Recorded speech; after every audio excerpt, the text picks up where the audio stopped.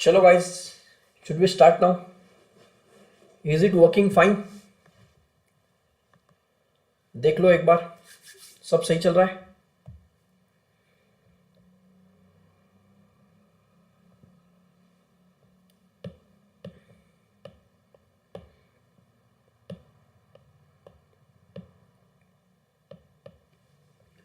Can we start now?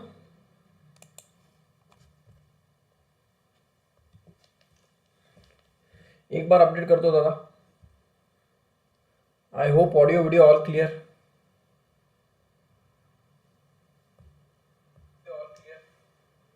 Right, check करके बता दो भाई साहब, चेक करके बता दो। Is it working fine? Check करके बता दो। I am waiting for your update.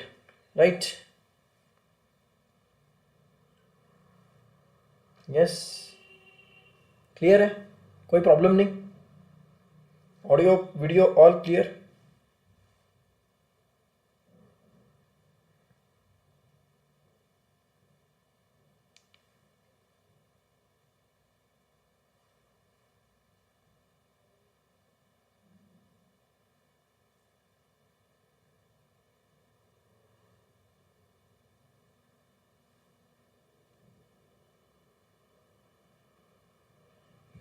चलो, डन, ऑल फाइन।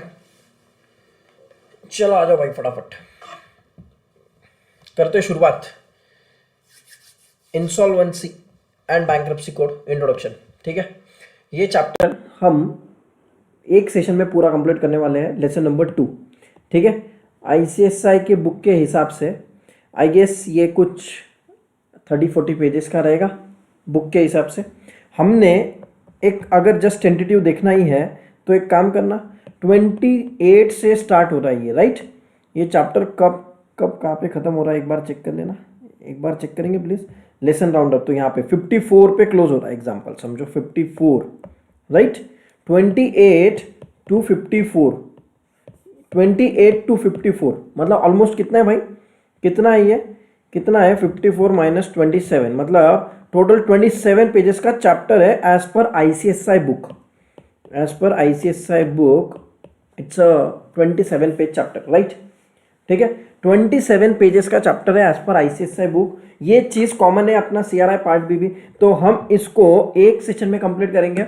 हमारा रिवीजन भी हो जाएगा पार्ट बी का, plus we will be able to complete this ILP open book का चैप्टर एज वेल। ठीक है, डन, सब लोग साथ में? Should we continue? Should we start? चलो, अभी इसको हमने कन्वर्ट कैसे किया है? अभी इसको हमने कन्वर्ट कर दिया है ये एलडीआर में। एलडीआर दिख रहा है आपको? ये तो चैप्टर 1 वाला था, अपना पार्ट हो गया है वो पहले ही। अभी इधर आ जाओ चैप्टर 2 में। चैप्टर 2 का एलडीआर देखना एक बार, सब लोग साथ में हो? Is it working fine?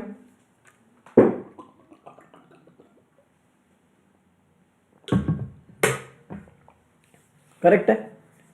अभी ध्यान से देखना, चैप्टर 2 अपना यहाँ पे स्टार्ट हो रहा है।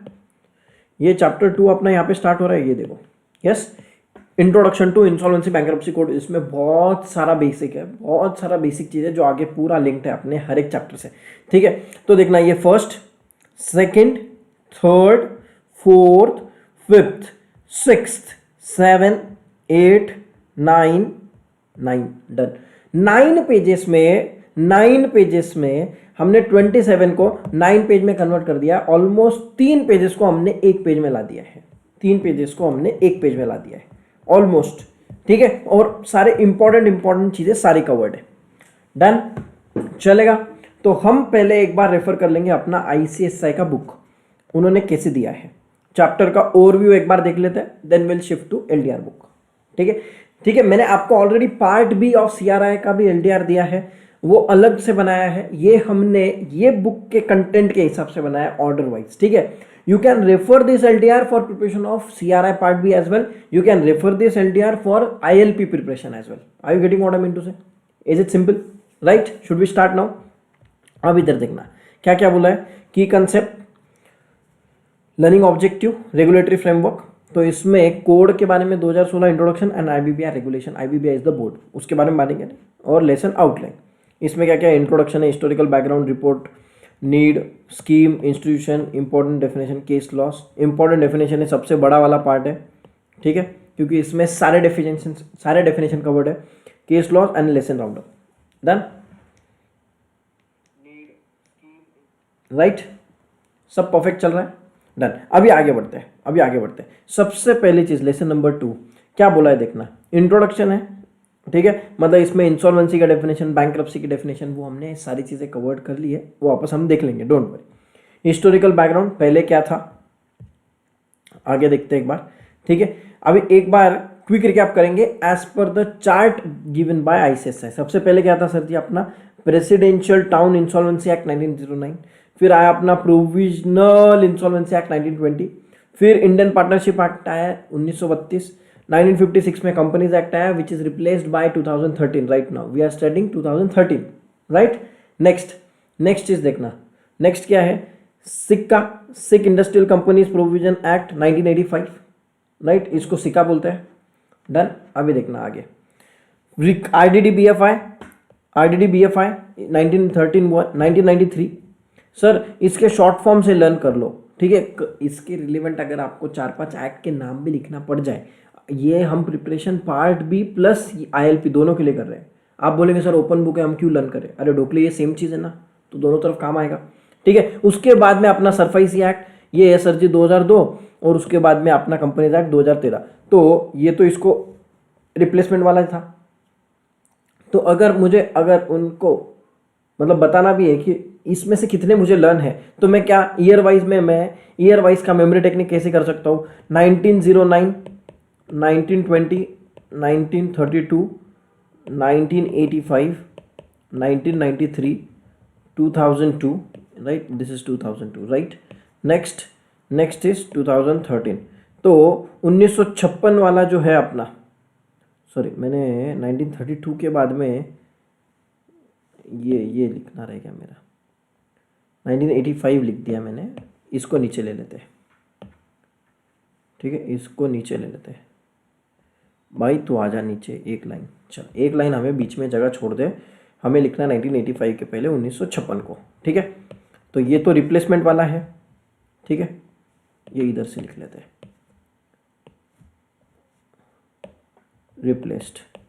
तो ये तो चीज़ मेरी 100% फिक्स है, जो मुझे ईयर पता है, ठीक है, जो ईयर मुझे पता है। डन,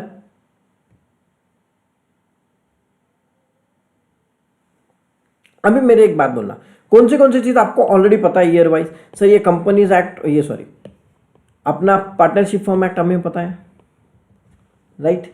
ये हम पार्ट बी के हिसाब से बोल रहे हैं, क्योंकि कल चल के अगर कोई क्वेश्चन आ जाता है related to historical background, that time at least हमें ये 5-6 नाम तो याद आने चाहिए। ईयर याद भी नहीं आया तो at least we will be able to write, sir SICA था, आरडीडीबीएफआई था, कंपनीज एक्ट था, पार्टनरशिप एक्ट था आपका, इतनी चीजें भी याद आ गई, at least will be able to write down 4-5, ठीक है। और एक चीज बोलूं क्या, हर चीज में आप ओपन बुक के चक्कर में मत रहना, नहीं तो आप बोलेंगे कभी एक लिमिट बाद जब टाइम का वांदा आएगा, तब वो टाइम पे हर चीज क्रॉस कंफर्मेशन के बजाय बेटर है कि आपको अगर पता है तो बिंदास लिख दो। क्यों? क्योंकि सर आपको पता है, आपने पार्ट बी के लिए लर्न किया है ऑलरेडी, समझ रहे हो मेरी बात, ठीक है। अभी देखना अपना प्रेसिडेंशियल टाउन, ये presidential town insolvency, provisional insolvency, ये दोनों इंसॉल्वेंसी के हैं, ठीक है, ये दोनों इंसॉल्वेंसी का ग्रुप कर दो इसको, इंसॉल्वेंसी का ग्रुप, ठीक है। पार्टनरशिप फर्म एक्ट अपना ऑलरेडी आपने बेसिक्स बिजनेस ऑर्गेनाइजेशन के टाइम में देखा है, फाउंडेशन एग्जीक्यूटिव लेवल पे, इंट्रोडक्टरी तो हो चुका है। 1956 अपने को पता है, ठीक है। 85 सिर्फ हमें याद करना है सिक्का, ठीक है। उसके बाद में 1992 आरडीडीबीएफआई, ठीक है। रिकवरी ऑफ डाउटफुल डेट, ठीक है, to bank and financial institution, ये तो एकदम ईजी है, पहले ये था, अभी ये भी रिप्लेस हो चुका है, ये सारी चीज़ें अभी जा चुकी है। सरफाइसी, उसके बाद में आता है अपना सरफाइसी, ये लर्न करने की जरूरत नहीं, क्योंकि सरफाइसी एक्ट पूरा आपने पढ़ा है, तब आपको याद हुआ ही रहेगा, सरफाइसी 2002 का है, ठीक है, ये सरफाइसी, ठीक है। और ये सरफाइसी के शॉर्ट फॉर्म में कन्फ्यूजन मत करना, बहुत जगह आप सरफाइसी का शॉर्ट फॉर्म लिखोगे, आधे से ज़्यादा बच्चों को प्रॉब्लम ये होता है, सर सरफाइसी का लॉन्ग फॉर्म ही याद नहीं हो रहा है, शॉर्ट फॉर्म याद नहीं हो रहा है, लॉन्ग फॉर्म तो छोड़ो, शॉर्ट फॉर्म में वांदे करके आ जाते हैं, ठीक है, सरफाइसी की स्पेलिंग में, तो इधर कभी भी कोई भी शॉर्ट फॉर्म में आप उसका स्पेलिंग में गलती नहीं कर सकते। ढोकले शॉर्ट फॉर्म है, वो पहले ही लॉन्ग को शॉर्ट कर रहा है और वो शॉर्ट में भी वो डबल शॉट मार रहा है, फटके मारेगा तेरा आईसीएसआई का एग्जामिनर। ऐसा गलती मत कर देना, ठीक है। सरफाई का सिंपल चीज है भाई, देख ले, सिक्योरिटाइजेशन एंड रिकंस्ट्रक्शन। तो इसके इसमें ये आ गया तुम्हारा सिक्योरिटाइजेशन, ये आ गया तेरा रिकंस्ट्रक्शन, ठीक है। ये हो गया सर, मतलब सर दो वर्ड है, सर में दो है। फिर बाद में आपका financial asset enforcement, financial asset enforcement of security interest, ये तो एक सिंगल वर्ड है। सब लोग साथ में मेरे, तो सर ये एक ही दो वर्ड वाला एक है, मतलब ये जो दो लेटर ये एक ही वर्ड है, बाकी ये सब 2 3 4 5 6 7। सर जी 7 और लास्ट में लिखना है अपना 2002, ठीक है।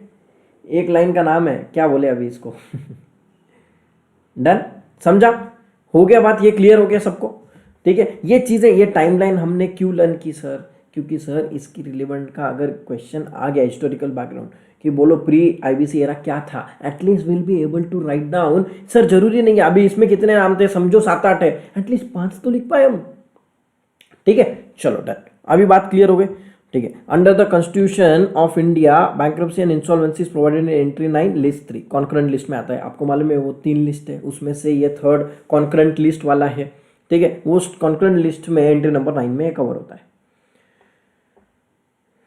स्मिथ बोलता है फुल फॉर्म याद हो गया अब तो सर फैजी का, ये ऐसा अभी तो कोई प्रॉब्लम ही नहीं, अगर फुल फॉर्म याद है तो शॉर्ट फॉर्म लिखने में गलती नहीं होगा, ठीक है। नहीं तो बहुत सारे लोग शॉर्ट फॉर्म में गलती करते थे, लॉन्ग फॉर्म तो भूल ही जाओ डन। चलो फिर बाद में देखते हैं report of bankruptcy law reform committee, जो हमने चैप्टर नंबर 1 में देखा था, चैप्टर नंबर 1 में देखा था ये कमेटी वाला बात, ठीक है, ठीक है। अभी देखो इनके 3 इंपॉर्टेंट चीज थे, टाइम कम होने लगनी चाहिए, रिकवरी ज़्यादा होना चाहिए, मतलब लॉस कम आना चाहिए, और higher level of debt financing instrument.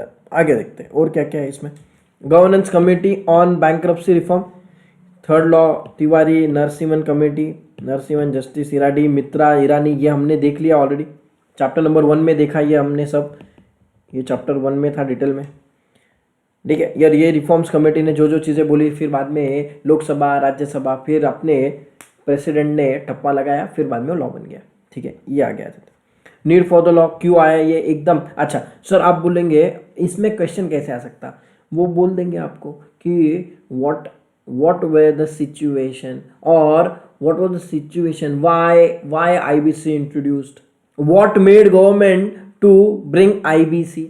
कोई भी क्वेश्चन ऐसे उल्टा पुल्टा करके फ्रेम कर देंगे, वो बोल देंगे आपको, नहीं तो फ्लैट क्वेश्चन पूछ देंगे, why need for IBC arised, ठीक है, बोल देंगे। अच्छा तो आप बोलेंगे सर क्या ये इतना लर्न करना है क्या, ठीक है, ये तो IBC के पार्ट में भी लगेगा, हमें CRI के पार्ट में भी, इधर भी लगेगा, इधर तो ठीक है हम किताब खोल लेंगे। अच्छा ठीक है ढोकले, तूने किताब तो खोल दिया, तुमने ये बुक बाजू में रख के ओपन करके रख दिया, अब उधर मुझे एक बात बोलो, 5 मार्क के लिए क्वेश्चन है, ठीक है, at least a single page answer is expected from you, ठीक है, आधा पेज नहीं, एटलीस्ट 5 का है तो point wise you will write, at least 1 page is expected from you, ठीक है, from the examiner point of view. What you will do at that time, ठीक है, थोड़ा अच्छे से सोच समझ के स्मार्ट वर्क करो। ये चीज फुकट के 100 मार्क नहीं मिल रहे, इतना अगर इजी रहता था तो 3rd ग्रुप के दोनों ओपन बुक में एग्जाम्शन आना चाहिए, फिर तो सर बुक भी साथ में है, तो वैसा नहीं होता भाई, इसलिए थोड़ा प्लानिंग से चलो। तो मुझे एक बात बोलो, need for new law, need for IBC, इसमें आपको लॉजिकली कितना पता है, उतना भी आपने डायरेक्ट फटाफट लिखते जाने का, don't wait for the book, ठीक है। मतलब बुक खोला सर अभी इसमें, फिर वो टाइम पे बच्चा पढ़ता है, अच्छा ये लिखूं क्या, हाँ चल ये लाइन लिख देता, हाँ चल एक काम करते ये लाइन लिख देते, हाँ चल हाँ ठीक है एक काम करते ये लाइन लिखता। अरे ढोकले तू ये क्या शॉर्ट नोट्स बना रहा है क्या, एग्जाम के टाइम पे क्या तू समरी नोट बना रहा है क्या, कि कॉपी पेस्ट लिखेगा। That time LDR book will help you, first thing. Second thing, अगर कुछ भी नहीं समझा, जितना चीज़ अपने को याद है CRI पार्ट भी के हिसाब से, सर सिंपल हम क्या लिखेंगे, सर पहले बहुत टाइम जाता था, ठीक है, पहले बाद में कॉस्ट भी बहुत इन्वॉल्व होता था, सर रिकवरी बहुत कम होती थी, ठीक है, बैंकर्स के बाद में प्रॉपर ऑफिशियल ये राइट नहीं था, ठीक है, ठीक है, ओवरलैपिंग लॉज आ रहे थे बीच में, मतलब कंपनीज एक्ट का प्रोविजन अलग, पार्टनरशिप फॉर्म का एक्ट का अलग, ठीक है, इंडिविजुअल्स के लिए कोई प्रॉपर सेट ऑफ रूल्स नहीं थे, ठीक है, प्रॉपर सेट ऑफ प्रोसीजर नहीं था, ठीक है, हाई कोर्ट के पास प्रेशर ज़्यादा हो रहा था, ठीक है, तो there was no machinery, machinery मतलब government machinery which was involve to coordinate with all this things, ठीक है, ऐसा कुछ नहीं था। एटलीस्ट 6-7 पॉइंट तो हमें पता है ना, तो why should we waste single moments. Yes, NPA recovery ratio बहुत कम था, वेरी गुड स्मिथ। तो ये जितनी चीजें अपने को पता है ना, साला बिंदास लिख के आ जाने का, एक एक मिनट अपने लिए इंपॉर्टेंट है। प्रॉब्लम क्या होता है ओपन बुक का देखो, you are doing the best thing. आपका एग्जामिनेशन जून में, you are standing in the second week of January, अभी भी अपने 4 महीने। अभी से अगर आपका समझो थर्ड ग्रुप के अगर 2 पेपर अगर अच्छे से निपट जाते हैं, तो सोचो आपका आउट ऑफ 900 200 मार्क अच्छे से कॉन्फिडेंस के साथ, और वो मार्क्स आपको अगर तीनों ग्रुप साथ में दे रहे हो, तो सेट ऑफ का सबसे बड़ा बेनिफिट और क्या चाहिए भाई। डन। तो इसमें एक एक मिनट, और सबसे बेसिक चीज बोलूं, पेपर कभी भी इजी रहता है, ओपन बुक का पेपर इजी रहता है। ट्रिकी थोड़ा बहुत तो होगा ऑब्वियसली, लॉलीपॉप 100 मार्क तो नहीं देंगे, बट सबसे बड़ा प्रॉब्लम है कि टाइम का, एंड दैट टाइम सबसे बड़ा प्रॉब्लम क्या बच्चों का, जाते हैं अच्छा क्या लिखूं, बुक के भरोसे चल जाते हैं। अरे कितने सारे ऐसे बच्चे जिन्होंने आज तक सिर्फ इंडेक्स पढ़ के एग्जामिनेशन को चले गए, मतलब उनके जैसा पागल आदमी मैंने कभी नहीं देखा।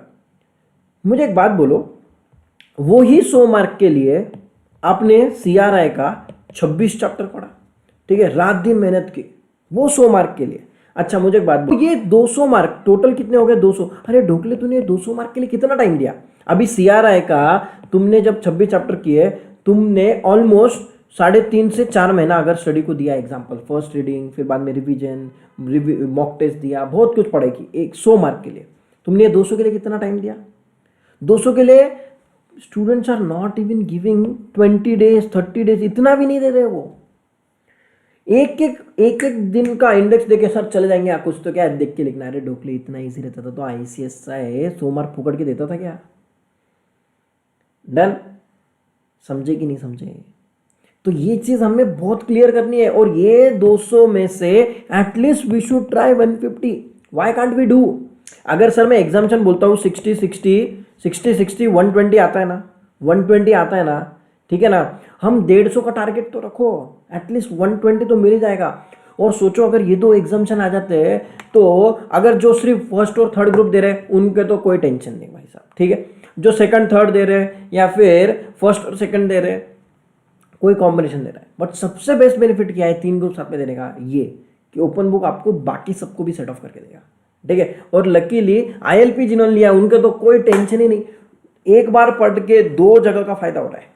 डन। क्योंकि आपको तो उधर लाइन बाय लाइन लर्न करना ही है, so that you can write down in part B of CRI, right. तो इसको बुक नहीं ऐसा समझ के प्रिपेयर कर लो, ऐसे समझो इसको ओपन बुक है ही नहीं। ILP के लिए ऐसे समझो ये ओपन बुक है ही नहीं, क्योंकि आपको उधर लर्न करना ही है। सो जस्ट LDR को ऐसा घोट घोट के पी लो कि सर जी इसके बाहर कुछ नहीं आने वाला है, यही सब कुछ है अपना। डन, करेक्ट है, डन। आगे बढ़ते हैं, अभी इधर आ जाओ। Need for the law discussion हो गया, आगे बढ़ते हैं। IBC 2016 का इंट्रोडक्शन दिया है, आगे बढ़ते हैं।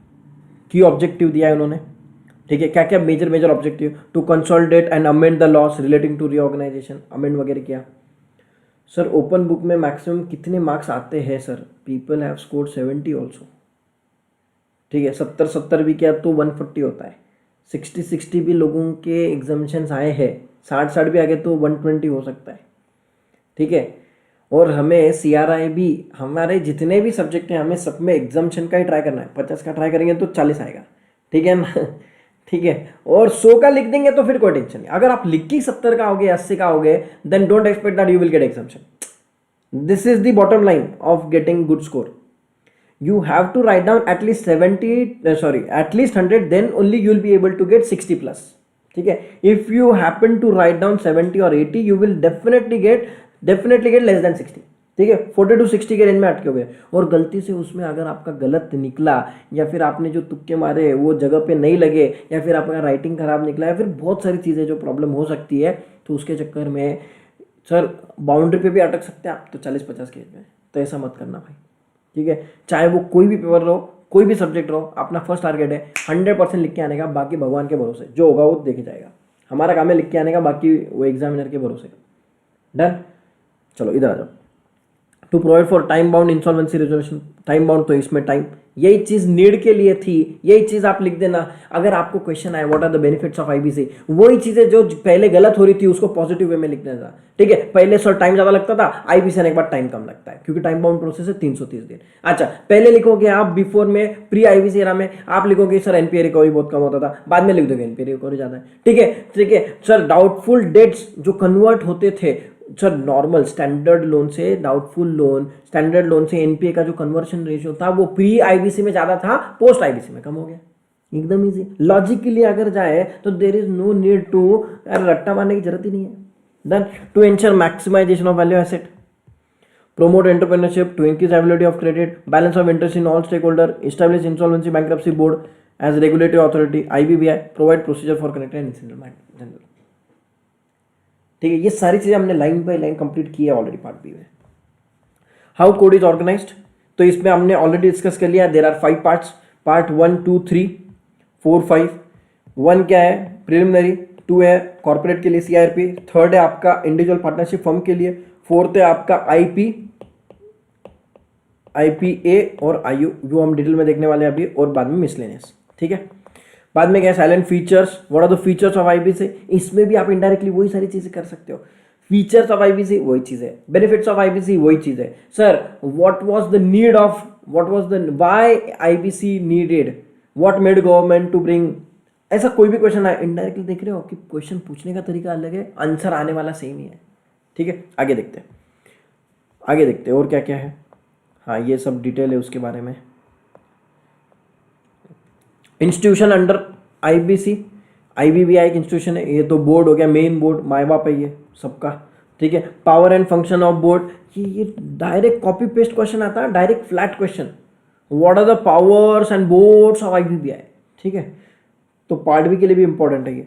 अब इधर आ जाओ, आगे बढ़ते हैं। आईपी के बारे में पढ़ेंगे हम, डायरेक्टली अभी एलडीआर में जाने वाले हैं। मैं जस्ट आपको एक ओवरव्यू दे रहा हूँ ताकि आपको लगे कि हाँ हर चीज कवर हो चुकी है एलडीआर में। डन, आगे बढ़ते हैं। ठीक है, आईपीए ये तो मालूम है अपना, किसका किसका है, आईसीआई का है। 3 इंपॉर्टेंट डिग्री इंडिया के कॉमर्स के, बात खत्म। सीए, सीएस, सीएमए वो याद आना चाहिए, बस बात खत्म, इसको रट्टा मारने की भी जरूरत नहीं है। आगे बढ़ते हैं। ठीक है, फिर बाद में एडजुडिकेटिंग अथॉरिटी, ये आपने को मालूम है एनसीएलटी, उसके बाद एटी आएगा, उसके बाद सुप्रीम कोर्ट आएगा। इधर क्या क्या है, इधर है सर जी आपका डीआरटी, डीआरएटी, सुप्रीम कोर्ट, ये हमने ऑलरेडी चैप्टर नंबर 1 में बात कर लिया है। ठीक है, फिर बाद में आयु, ये मैंने आपको ऑलरेडी ऑनलाइन पोर्टल पूरा बता दिया है पार्ट ए में, पार्ट बी ऑफ सीआरआई के टाइम पे। ठीक है, ये ऑब्लिगेशन क्या क्या है, उसका यूज क्या है, उसका फायदा क्या हुआ, ऑनलाइन कैसे चेक करते हैं, वो सारा चीज we have seen for NESL. Done, आगे बढ़ते हैं, आगे बढ़ते हैं। ये सारे दिया है डेफिनेशंस। अभी डेफिनेशंस वाला पार्ट चालू हो गया जो आपका पार्ट बी में भी था, बस वही पार्ट है, कॉपी पेस्ट। अभी लाइन से हर एक डेफिनेशंस है, खत्म, हर एक डेफिनेशंस है, देखना है लाइन से, कुछ भी नहीं, कुछ भी नहीं बचा। फिर done, chapter over, lesson round up, समझ गए। ठीक है, अभी चलो फटाफट without wasting a single moment directly at LDR. ये एलडीआर में आपको भेज दूंगा सॉफ्ट कॉपी, डोंट वरी। अभी ध्यान से देखेंगे प्लीज, अभी इधर पहले ध्यान दो, बाकी गड़बड़ मत करो इधर उधर, इधर ध्यान दो पहले। सबसे पहले insolvency means what, it denotes the state of one whose assets are insufficient to pay his debts. ठीक है, सीधी बात है। और इज जनरल इनएबिलिटी टू पे, हमने वो बोला insolvency is the state which applicable to both, insolvency is the state which is applicable to both, मतलब कॉर्पोरेट ऑल्सो और non corporate. Non corporate includes partnership from individuals, right. If insolvency is not resolve then it will lead to bankruptcy for individual partnership firm and it will lead to liquidation in case of company LLP. याद आ रहा है ये सब कुछ, ये chart अपना पहले बनाया था वही है। It is used is restricted sense to express the inner to pay of a party. यहाँ पे किधर लिखा है क्या कॉर्पोरेट, यहाँ पे किधर लिखा है क्या पार्टनरशिप, हम नो, ये sir of a party, it includes all. ठीक है, his debts as they become due in ordinary course of business. Bankruptcy, अभी इधर आप जाएंगे तो बैंक्रप्सी, ये पॉइंट क्लियर है, ये किसके लिए आएगा सर, ये अपना आएगा इंडिविजुअल बैंक पार्टनरशिप। ये देखो, liquidation on the other hand, winding up of a corporation or incorporated entity through legal process on account of it, denotes a legal status of person or an entity. ठीक है, अब देखो यहाँ पे लिखा था क्या, legal status of a person, ये वर्ड इधर यूज है क्या, no, because liquidation sir company का है, देन और एन एंटिटी क्यों लिखा है सर इधर? पर्सन मतलब इंडिविजुअल, एंटिटी मतलब partnership. The debtor assets are more than evaluated used to pay the creditors in accordance with law. Basic. आगे देखते हैं। On the other hand in general sense means closure or winding up, closure company closure type, or winding up किसका होगा? Obviously company का winding up होगा, ठीक है, of a corporation or an incorporate entity through legal process, ठीक है। अभी इधर क्या क्या वर्ड यूज हुआ? कॉर्पोरेशन, एंटिटी, तो इधर क्या क्या बोलेंगे आप sir? LLP and companies both are involve, ठीक है, through its to meet its obligation or to pay its debt. Basic चीज कवर है। अब इधर आ जाओ। Bankruptcy means what? Bankruptcy a debtor who has been adjudged as bankrupt by bankruptcy under order each of the partner of a firm when bankruptcy orders under section has been made against a firm, any person adjudged as a undischarged insolvent। bankrupt मतलब क्या क्या है इसकी definition as per the code section 79(3) का definition इधर copy किया है ना, मतलब रेफरेंस के लिए, ठीक है। इसके बाद में क्या अपना report of bankruptcy law reform committee, हमने ऑलरेडी चैप्टर 1 के टाइम देखा है, वो वापस पढ़ लेते हैं एक बार। Bankruptcy law reform committee submitted to finance ministry 2015 को 1 नवंबर में। फिर इसके बाद में ही तो सर जी वो लोकसभा में गया, राज्यसभा में गया, फिर अप्रूव होने के बाद में फिर प्रेसिडेंशियल एक्सेप्ट, ठीक है। Where to resolve insolvency with lesser time lesser loss, higher level of debt financing, 3 major objective. Next, insolvency refers to a situation where individuals और organization are unable to pay. If insolvency cannot be resolved, a company proceed towards liquidation and individual goes in for bankruptcy. Same ये चीज अभी just discuss की। आगे बढ़ते हैं। The committee observed that currently creditors have limited power। ये आप चीज लिख सकते हो कि प्री IBC एरा में क्या प्रॉब्लम थे, ये वो पॉइंट है। क्या बोला? In case the debtor default in making the payment they are able to recover only 20%। Sir ji पहले के जमाने में साहब IBC आने के पहले लोगों के जब डाउटफुल डेट हो जाते थे, बैड डेट हो जाते थे, creditors were able to recover only 20% of what they should get, ठीक है। They should get 100, they are getting only 20। That was the scene pre IBC, right? Clear है? Next, on an average which ultimately leads to lending been restricted to a few large company, ठीक है। ये जो point आता है ना, higher level of debt financing. मुझे एक बात बोलो सर, IBC का और डेट फाइनेंसिंग का क्या संबंध? जिन लोगों को ये पॉइंट में कंफ्यूजन है उन लोगों के लिए मैं ये पॉइंट बताता हूँ, वापस एक बार ध्यान देना। Indirectly just consider this lecture as a IBC part B का रिविजन प्लस दिस। 100 बार बोल रहा हूँ मैं, ठीक है। नहीं तो आप बोलेंगे सर ओपन बुक के लिए हम इतना क्यों एफर्ट्स ले रहे हैं, ठीक है। ओपन बुक के लिए नहीं है ये, 150 मार्क के लिए पढ़ाई है, ऐसे समझो। ध्यान देना मैं क्यों बोल रहा हूँ ये पॉइंट, ये वापस बताता हूँ। देखो अभी समझो ये बैंक है, ये बैंक के पास 100 रुपये का कैपिटल है समझो, जो ये डिस्ट्रीब्यूट करना चाहती है एज ए लोन। बैंक क्या डिस्ट्रीब्यूट करती है लोन के लिए सर? एक तो उनका कैपिटल, उनके रिजर्व्स और उनका सर जो डिपॉजिट्स, ये सारे चीज़ का कंसोलिडेशन अमाउंट, इसका कुछ जेन्युइनली कुछ परसेंटेज रहेगा। जनरली उसको CD रेशो बोलते हैं। एक्चुअल प्रैक्टिकल लाइफ में ये काम कैसे करता है मैं वो बता रहा हूँ आपको, ध्यान से सुनना। मैं ये जो पॉइंट बोल रहा हूँ प्रैक्टिकल लाइफ के लिए बहुत इंपॉर्टेंट है। When you will be doing your banking industry का काम, then you will definitely recall this point. I will tell you. Generally अब जैसे CD रेशियो लेते 60%, मिनिमम इतना चाहिए ऐसा बोलते हैं, इससे ज़्यादा हुआ तो ठीक है, but generally bank will never go more than 70%, 60 to 65 चलता है जनरली। कैसे सर, मुझे बात बोलो। बैंक के पास में समझो 100 रुपये का डिपॉजिट आता है। डिपॉजिट्स कहाँ से आया? अपने जैसे लोगों से आया, ठीक है। ये मतलब ये अवनी, पायल, स्मिथ, ये सब लोगों ने मिलके 100 रुपये जमा कर दिए बैंक में, तो ये बैंक के लिए क्या हो गया? डिपॉजिट्स। अब बैंक को डिपॉजिट पे इंटरेस्ट देना है तो वो तो उसके लिए कॉस्ट हो गया, कॉस्ट ऑन इंटरेस्ट हो गया, कॉस्ट ऑफ फंडिंग हो गया वो, ठीक है। तो ये रिकवर कैसे करेगी वो cost? By giving this amount as loan. तो सिंपल है, वो डिपॉजिट पे इंटरेस्ट दे रही है 6%, डिपॉजिट पे इंटरेस्ट दे रही है समझो 6%, वो ये पैसा आगे दे देती है समझो 70 रुपये का लोन के लिए, लोन पे लेती है समझो 10%। तो ये उनकी क्या हो गई? NIM, net interest margin. ध्यान से सोच समझ के अंत उत्तर देना। मैं 2-3 क्वेश्चन पूछूंगा, ये पूरा एक बार प्रोसेस समझ लो, ठीक है। अब मेरा एक क्वेश्चन ऐसा है कि सर ये इनकी एक्सपेंस हो गया, ये इनका इनकम हो गया, ठीक है। तो क्या ये जो नेट इंटरेस्ट मार्जिन अभी आपको आंसर आया 4%, तो क्या ये जी ग्रॉस प्रॉफिट होगा या नेट प्रॉफिट होगा? ध्यान से सोच समझ के आंसर देना। क्या ये जीपी है या ये एनपी है? बोलना एक बार, क्या ये जीपी है, क्या ये एनपी है? NP means net profit, GP means gross profit. थोड़ा बहुत अकाउंट्स का बेसिक नॉलेज है आपके पास, राइट? तुम सीएस फाइनल है भाई, आपको तो अकाउंट्स का तो बेसिक नॉलेज चाहिए, ठीक है। सब लोग साथ में हो? ये जीपी है या एनपी है? बोलो, सब लोग साथ में हो क्या मेरे? यस सर, नेट प्रॉफिट बोल रहा है स्पित, सोच समझ के बोलो भाई, सोच समझ के बोलो। नेट प्रॉफिट बोल रहा है। नेट प्रॉफिट कब आता है? सारा खर्चा वर्चा जाने के बाद आता है। Very good Avni, Avni very good. Gross profit, Avni is the only one who is saying gross profit. Payal बोल रही है नेट प्रॉफिट। नेट प्रॉफिट मतलब क्या? नेट प्रॉफिट मतलब क्या?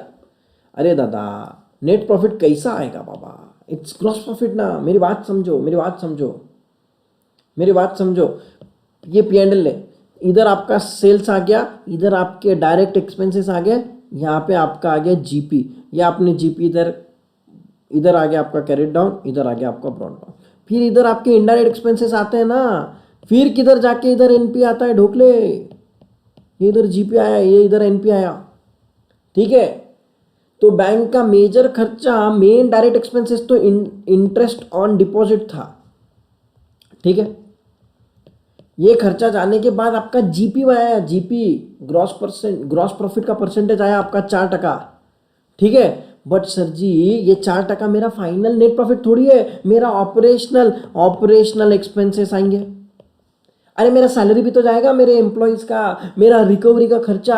अरे वो गोलमाल में जैसा आपने भाई साहब ऐसे गुंडे वुंडे भी तो रखने पड़ेंगे, जाएंगे वो पैसा मांगेंगे, पैसा लेके आएंगे डाउटफुल डेट्स का, वो सब खर्चा, सैलरी, रेंट, एक्सपेंसेस, हज़ारों चीज़ें हैं ना। तब किधर जाके मेरे पास नेट प्रॉफिट आएगा ना। बैंक का मेन इनकम क्या है? Interest income. और मेन खर्चा क्या है? Interest expense. और बाकी ऑपरेशनल कॉस्ट। समझा ही नहीं समझा? इसको बोलते कॉस्ट ऑफ ऑपरेशन। और ऊपर जो इंटरेस्ट ऑन डिपॉजिट दिया, दैट इज लेंडिंग कॉस्ट, ठीक है, ठीक है, ठीक है। डिपॉजिट कॉस्ट, सॉरी, लेंडिंग तो उनका रेवेन्यू हुआ, बात करना। समझे या नहीं समझे? तो ये पार्ट। तो मुझे एक बात बोलो, अगर मेरा एज अ बैंकर हूं मैं, एज अ बैंकर, मेरा प्रॉब्लम क्या था? मेरे डिपॉजिट क्यों अटक रहे थे? मेरे डिपॉजिट क्यों अटकते थे? मेरे डिपॉजिट क्यों अटकते थे? मैंने 100 का रुपए लाया, मुझे आरबीआई पूरा की पूरा लोन बांटने को अलाउ नहीं करता है। वो बोलता है चल स्टैट्यूटरी रिजर्व बना, चल अलग अलग रिजर्व बोलता है। जैसे कि आपका जनरल रिजर्व एक है, फिर बाद में आपका डिविडेंड का पार्ट है तो उसका अलग से रिजर्व जाएगा। आपका इमरजेंसी फंड के लिए रिजर्व बनाने बोलता है, ठीक है। और उसको बाद में अगर आपने इन्वेस्टमेंट किया तो इन्वेस्टमेंट डेप्रिसिएशन रिजर्व बनाना पड़ता है। इन्वेस्टमेंट आईडीआर आईएफआर बोलते हैं उसको, इन्वेस्टमेंट फ्लक्चुएशन रिजर्व। ये एक्चुअल में काम होता है। ये मैं आपको एडिशनल नॉलेज दे रहा हूँ जो कि रिलेवेंट टू बैंकिंग सेक्टर है। और आपको बैंकिंग सेक्टर पता होना बहुत जरूरी है if you are reading IBC, ठीक है। CRR SLR, that is a different thing अपनी। सीआरआर एसएलआर इज डिफरेंट, ठीक है, राइट। उसको उसके लिए रिजर्व रखना ही है आरबीआई के पास, तो पैसा तो उधर ऑक्यूपाई होगा। तो बच्चा समझो अभी 100 में से 25 स्टैट्यूटरी रिजर्व वगैरह चले गए, 5 रुपए अदर रिजर्व में चले गए, मतलब इनके पास 30 रुपए चले गए। अभी बैंक के पास बच्चा कितना पैसा? 70। ये किसके लिए यूज करेगा बैंक? एडवांसेस देने के लिए, ठीक है, ठीक है, एडवांसेस देने के लिए। तो एडवांसेस से तो पैसा आना चाहिए। बट सर जी, अगर मेरे 70 में से 50 अटक गए, किसमें? आपके ये एनपीए केसेस में। एनपीए केसेस में सर जी हमारे 50 अटक गए, तो बैंक फंस गया ना भाई। बैंक के पास अभी कितना बच्चा, कितना परफॉर्मिंग एसेट है उसके लिए? नॉन परफॉर्मिंग एसेट मतलब उधर से उसको पैसा नहीं आ रहा, उसको बोलते हैं non performing asset, NPA. Sir ji standard में मुझे एटलीस्ट इनकम आती है इंटरेस्ट की, एनपीए होने के बाद में bank can't charge interest on that loan as per RBI rules.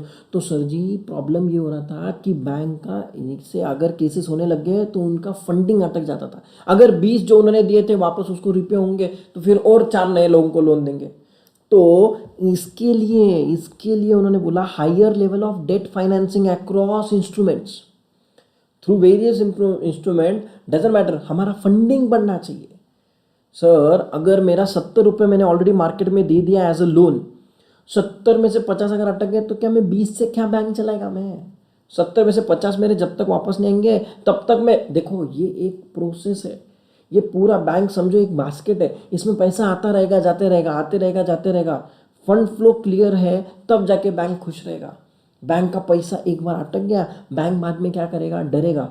एक समझो मेरा एक बैड एक्सपीरियंस आ गया। समझो मैंने अवनी को पैसे दिए थे, अवनी ने मुझसे 100 रुपये मांगे, मैंने दे दिए। अवनी ने बोला सर 2 दिन में दूंगी, 2 दिन का हो गया, 2 साल, आज तक मुझे सिर्फ 10% पैसे आए। ठीक है, अवनी के साथ मेरा बैड एक्सपीरियंस हो गया। I will never give money to Smith, I will never give money to Anshima Pareek ji और अपने जितने भी हैं ये सब। क्यों? क्योंकि सर मेरा बैड एक्सपीरियंस है, पास्ट में फटके खा लिया मैंने पहले ही, अभी नहीं देगा मैं पैसे।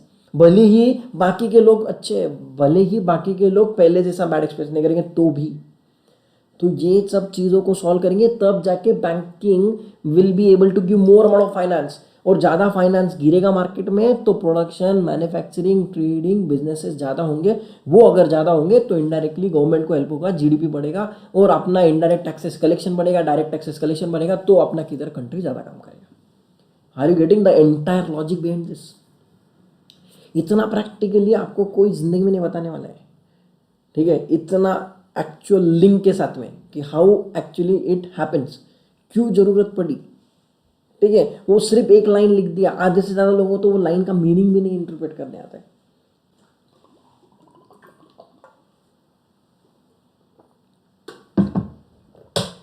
आई गेस बफर हो गया था बीच में, राइट? मैं यही बोल रहा था, this is the logic, this is the reality. और एक बार ये चीज़ें समझे ना, फिर बाद में कोई मानना नहीं है। डन, आगे बढ़ते हैं। ये सारी चीज़ें मैंने ऑलरेडी बताई है आपको। हाँ सर, सेल्फ स्टडी में इतना ध्यान से कोई नहीं पढ़ता, करेक्ट है पायल, पायल बोला।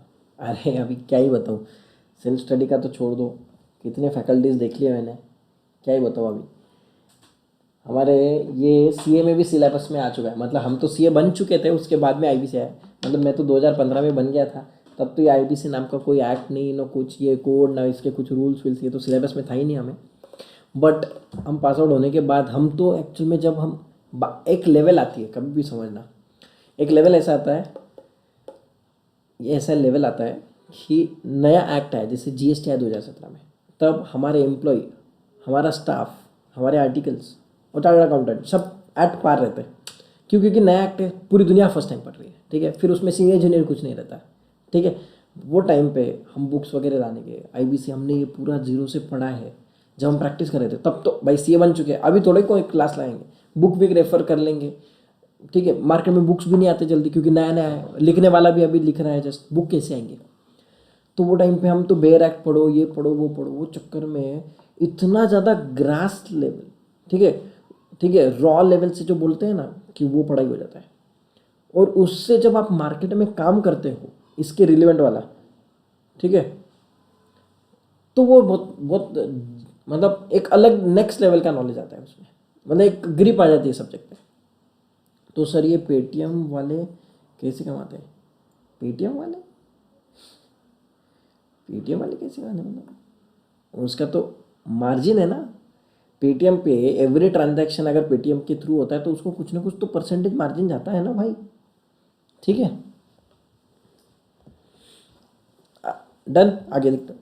The committee also observed that decision regarding the defaulting firm are business decision and should be taken by the creator.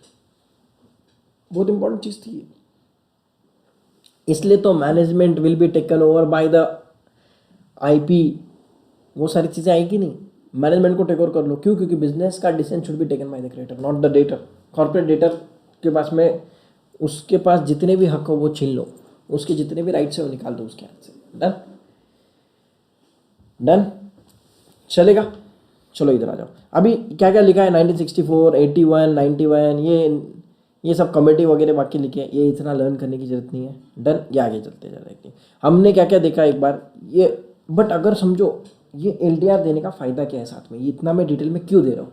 आप बोल रहे हो सर आ गया गलती से क्वेश्चन, आ गया पूछ लिया तो मेन बुक मत खोलना, टाइम वेस्ट मत करना, यहाँ पे एकदम समराइज फॉर्म में दिया है। अच्छा और एक चीज़ बोलूँ, अगर तुमने literal copy paste line by line लिख दिया ना, getting good marks is difficult. ध्यान से सुनना मैं क्या बोल रहा हूँ। जनरली द ICSI एग्जामिनेशन, आपका एग्जामिनर जो भी है, चेकर वगैरह, व्हाट यू एक्सपेक्ट एटलीस्ट आप आपकी लैंग्वेज में लिखोगे, थोड़ा बहुत तो उसको एक्टिव पैसिव कुछ तो करोगे ना, ठीक है ना, थोड़ा बहुत तो आपका एनालिसिस लिखोगे। तो सर ये वर्डिंग कौन से, ये इसको एकदम कंप्रेस करके इसको प्रॉपर वो हिसाब से फ्रेम करके दिया है, आपको रेडीमेड मिल रहा है, इसके रिलेवेंट है अपना एलडीआर का बुक खोलने का। अब मुझे एक बात बोलो, 500 पेज की बुक खोलने में टाइम लगेगा या 100 पेज की बुक खोलने में टाइम लगेगा? 100 पेज की बुक साथ में देने का फायदा ये है कि सर जी ये अभी दिखता फॉन्ट छोटा है, दिखता है कि ये 2 पेज में हुआ है, बट एक्चुअल में आप लिखने जाओगे तो it will take good amount of space, right? आपका काम हो जाएगा 1 पेज में लिखने का बस।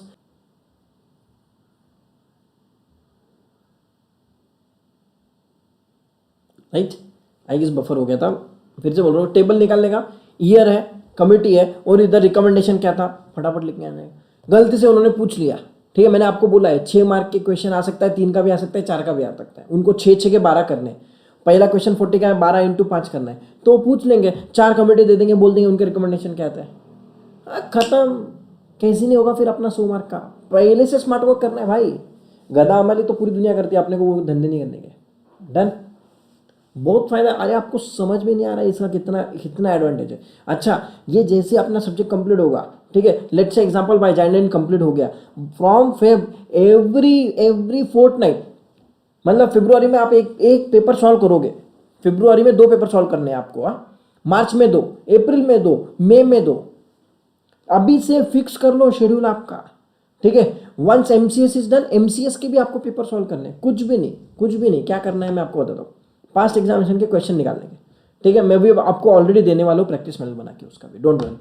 निकालना है, बुक सामने रखना है, एलडीआर बुक सामने रखना है, जस्ट बिना कुछ दिमाग लगाए जितना हो सकता है ऐसे समझो, टाइमर लगा के प्रॉपर स्टार्ट करना है लिखना, और देखना आपका कितना आ रहा है। इतना ज़्यादा प्रैक्टिस हो जाएगा, और जब आपका लिखने का तरीका, प्रेजेंटेशन स्किल्स, सारी चीज़ें सेट हो जाएगी ना, मतलब एग्जाम के पहले आप 6 मॉक टेस्ट दे रहे हो सब्जेक्ट के, समझ रहे हो? 6 नहीं, सॉरी, फेब, मार्च, अप्रैल, मई, मतलब 4 मल्टीप्लाई बाई 8 पेपर्स ईच, मतलब ऑलमोस्ट 8 एमसीएस के 8 आप देंगे आईबीसी आईएलपी वाला। 16 पेपर देने के बाद अब बोलो इससे ज़्यादा प्रैक्टिस क्या चाहिए? 3 घंटे टाइमर लगा के बैठेंगे हम, ठीक है, टाइमर लगा के। And our target will be 2 घंटा 80 मिनट, सॉरी 2 घंटा 30 मिनट, 2 घंटा 40 मिनट, 2 घंटा 50 मिनट में खत्म करने का। वी शुड गेट स्पेयर, ठीक है। अक्षय सर, आपने इतना एफर्ट डाला एलडीआर बनाने में, हमारी हेल्प हो जाएगी, thank you, always welcome. Done, खत्म, कोई टेंशन ही नहीं। डन, अभी हो गया ये जस्टिस इराडी, एल मित्रा, ईरानी, रघुराम, ये सब छोड़ दो अभी, इसका डिस्कशन इसको कोई लर्न भी नहीं करना है, ओपन बुक में आया तो भी है, और अपने पार्ट बी में रिलेवेंट आया तो भी आपको मैंने चैप्टर 1 में जो 3 इंपॉर्टेंट बताए, ईरानी, इराडी, मित्रा, बस उतना ही, बस बात खत्म। अब इधर आ जाओ, अभी इंट्रोडक्शन वाला पार्ट है आपका, नेक्स्ट लेक्चर 3:30 को है ना, ठीक है। Will try to complete as early as possible, don't worry, chapter close करके ही जाऊंगा, डोंट वरी। आईबीसी इंट्रोडक्शन 2016 में आया। Consolidate the existing framework by creating single law, this code applies to companies, partnership, LLP, individuals and any other body, so all forms of business organisations are covered. Then section 2 of IBC as amended vide insolvency bankruptcy code amendment act, sir ji बहुत important, 2016 में तो original act आया, बाद में amendment भी तो आए थे, तो अमेंडमेंट एक्ट आया, कब आया? 2018 में आया, ठीक है, ठीक है। That the provision of code shall apply to any company incorporated under companies act or under any previous company law. मतलब प्रीवियस कंपनी लॉ मतलब कौन सा, यहाँ पे लिख के रख दो 1956, मतलब सर नया कंपनी बना, एग्जाम्पल आपने 2015 में नई कंपनी बनाई, वो कौन से अंडर बनी, कौन से एक्ट के अंडर बनी? That company came into existence under 2013 companies act, ठीक है। हो सकता है कोई कंपनी बनी है 2000 में, तो वो बनी रहेगी 1956 के एक्ट के अंडर, राइट, करेक्ट है, तो दोनों भी कवर्ड है। आप बोलेंगे सर कंपनी कौन सी कवर्ड है? भाई साहब एवरी कंपनी, एवरी मतलब old new both. Next, any other company govern by any special act, sir ये कौन सा बात कर रहा है? अरे दादा, electricity company, banking company, insurance company, बहुत सारी चीजें हैं जिनको एक स्पेशल एक्ट है, स्पेशल एक्ट है, गवर्निंग एक्ट उनका अलग है, तो वो भी कंपनीज, यस वो भी कवर्ड है, ठीक है। Any LLP incorporated under LLP act, any other body corporate under any law for the time being in force, ठीक है। Body corporate, person guarantor to corporate debtor, भाई साहब बहुत इंपॉर्टेंट चीज है ये, मैं वापस बता रहा हूँ आपको, कॉर्पोरेट डेटर का गारंटर मतलब कॉर्पोरेट डेटर कौन, मतलब लोन लेने वाला, बोरोवर। कभी भी लॉजिक क्लियर कर लो, प्रॉब्लम होता है आईबीसी में, 1000 बार पढ़ने के बाद में भी बच्चा कंफ्यूज हो जाता है। सो डेटर मतलब जिससे पैसा आना है, मैं बिजनेस करने वाला हूँ, मुझे अवनी से पैसा आना है, तो अवनी मेरे लिए डेटर हो गई, ठीक है सर, मैं तो पैसा लूंगा। अरे ढोकले, कॉर्पोरेट डेटर का डेफिनेशन जो पैसा देने वाला है बैंक को, बोरोवर। तो फिक्स कर लो दिमाग में, जब भी कॉर्पोरेट डेटर वर्ड यूज आएगा वहां पे हमने फिक्स करना है बोरोवर की बात कर रहा है वो, और क्रिएटर की बात कर रहा है, सीओसी की बात कर रहा है, ऑपरेशनल क्रिएटर, फाइनेंशियल क्रिएटर, वो किसकी बात कर रहा है, वो एक्चुअल क्रिएटर जिसको हम पैसा देते हैं, वहां पे कोई वादा नहीं है। डेटर में वो कंफ्यूज हो जाते हैं, डेटर मतलब बोरोवर, बात खत्म, जिसको पैसा देना है, ठीक है। ये इसको अकाउंट्स के लॉजिक में मत लगा देना, डेटर मतलब वो वाला डेटर, नहीं नहीं नहीं नहीं, ये ढोकले अलग है। ये बाय द वे ये टेक्निकल वर्ड कॉर्पोरेट डेटर पढ़ा कैसे, मैं आपको इसका लॉजिक बताता हूँ, ठीक है। ये कॉर्पोरेट डेटर ये नाम पढ़ा कैसे, ठीक है। कॉर्पोरेट डेटर ये नाम इसलिए पढ़ा क्योंकि सर बैंकिंग के पॉइंट ऑफ व्यू से बोरोवर कौन है, बैंकर के लिए बोरोवर कौन है, मैं बैंकर हूँ, तुम बोरोवर हो, तो सर जी तुम मेरे लिए डेटर हो, तुमसे मेरे को पैसा आना है, तो इसलिए मैं बोलता हूँ तुम मेरे कॉर्पोरेट डेटर हो। तो कॉर्पोरेट डेटर ऐसे टेक्निकल वर्ड नाम हो गया, वो एक्ट में आ गया, फिर बाद में उस दिन से बोरोवर को एक्ट में पहले दिन से ही क्लियर हो गया कि उसको कॉर्पोरेट डेटर बोलेंगे, बात खत्म। और क्रिएटर पहले बोलते क्योंकि सीओसी में फिर उसमें टाइप्स आ गए, वो अपने कॉर्पोरेट में क्रिएटर में फाइनेंशियल क्रिएटर, ऑपरेशनल क्रिएटर, वो सारी चीजें डन। ये चीज समझी सबको। अब इधर आ जाओ, पर्सनल गारंटर। तो सर जी बोरोवर का जो गारंटर है, मतलब अभी ये अक्षय माँ को लोन चाहिए था, अक्षय माँ को लोन देने के लिए बैंक रेडी नहीं थी, उसने बोला गारंटर ला तो मैं दे दूंगी, ठीक है। मैं गया एज ए गारंटर, साइन कर दिया कि भाई साहब अगर अक्षय माँ ने पैसे नहीं दिए तो मैं दूंगा, ठीक है। मतलब my liability will arise if she don't pay the amount, that's it. तो even I am also included under this party, ठीक है। एंड उसके बाद में क्या, partnership firm and individuals other than person referred to in clause, बात करें, ठीक है। Partnership firm, proprietary firm. And sir आप बोलेंगे कि सर एफ और जी में क्या फर्क है,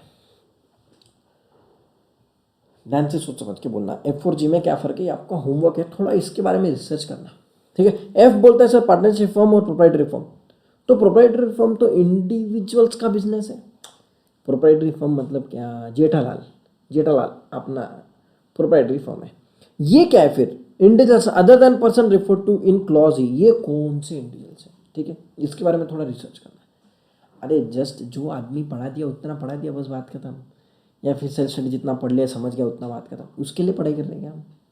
we are doing this study to earn money. CA बनने के बाद, सीएस बनने के बाद में जो सीएस बना रहेगा 2015, 10, 2000 में, तो वो भी तो पढ़ा ही ना, पास आउट होने के बाद में भी। तो लकीली आपकी तो नसीब है कि आपको पास होने के लिए पढ़ रहे ही ये पढ़ना पड़ रहा है, मतलब आप पास आउट होने के बाद दूसरे दिन से पैसा कमा सकते हैं ये नॉलेज लेके, बात खत्म, ठीक है, कोई वादा ही नहीं है। तो अच्छे से पढ़ लो, लॉजिकली देखो, इसके बारे में थोड़ा रिसर्च भी करो कि सर ये क्या है। इंडिविजुअल तो बात हो गई है प्रोप्राइटरशिप की पॉइंट नंबर एफ में, फिर ये जी नया क्या आ गया सर, सोचो इसके बारे में, ठीक है। ये होमवर्क है आपके लिए, I want you to research about this, what will be covered under this, ठीक है। सर आप बोलेंगे इंडिविजुअल गारंटर, अरे गारंटर तो इधर आवा गया ना भाई, ई में गारंटर। सर जनरली गारंटर आता कब है, मैं एक बात बोलूँ क्या, रियल लाइफ में गारंटर वाला कंसेप्ट कैसे रहता है एक्चुअल में, मैंने तो ये अक्षिमा वाला जस्ट एग्जांपल दिया, एक्चुअल में क्या बात है पता है, कंपनी जब लोन लेती है ना, डायरेक्टर उसको गारंटी देता है,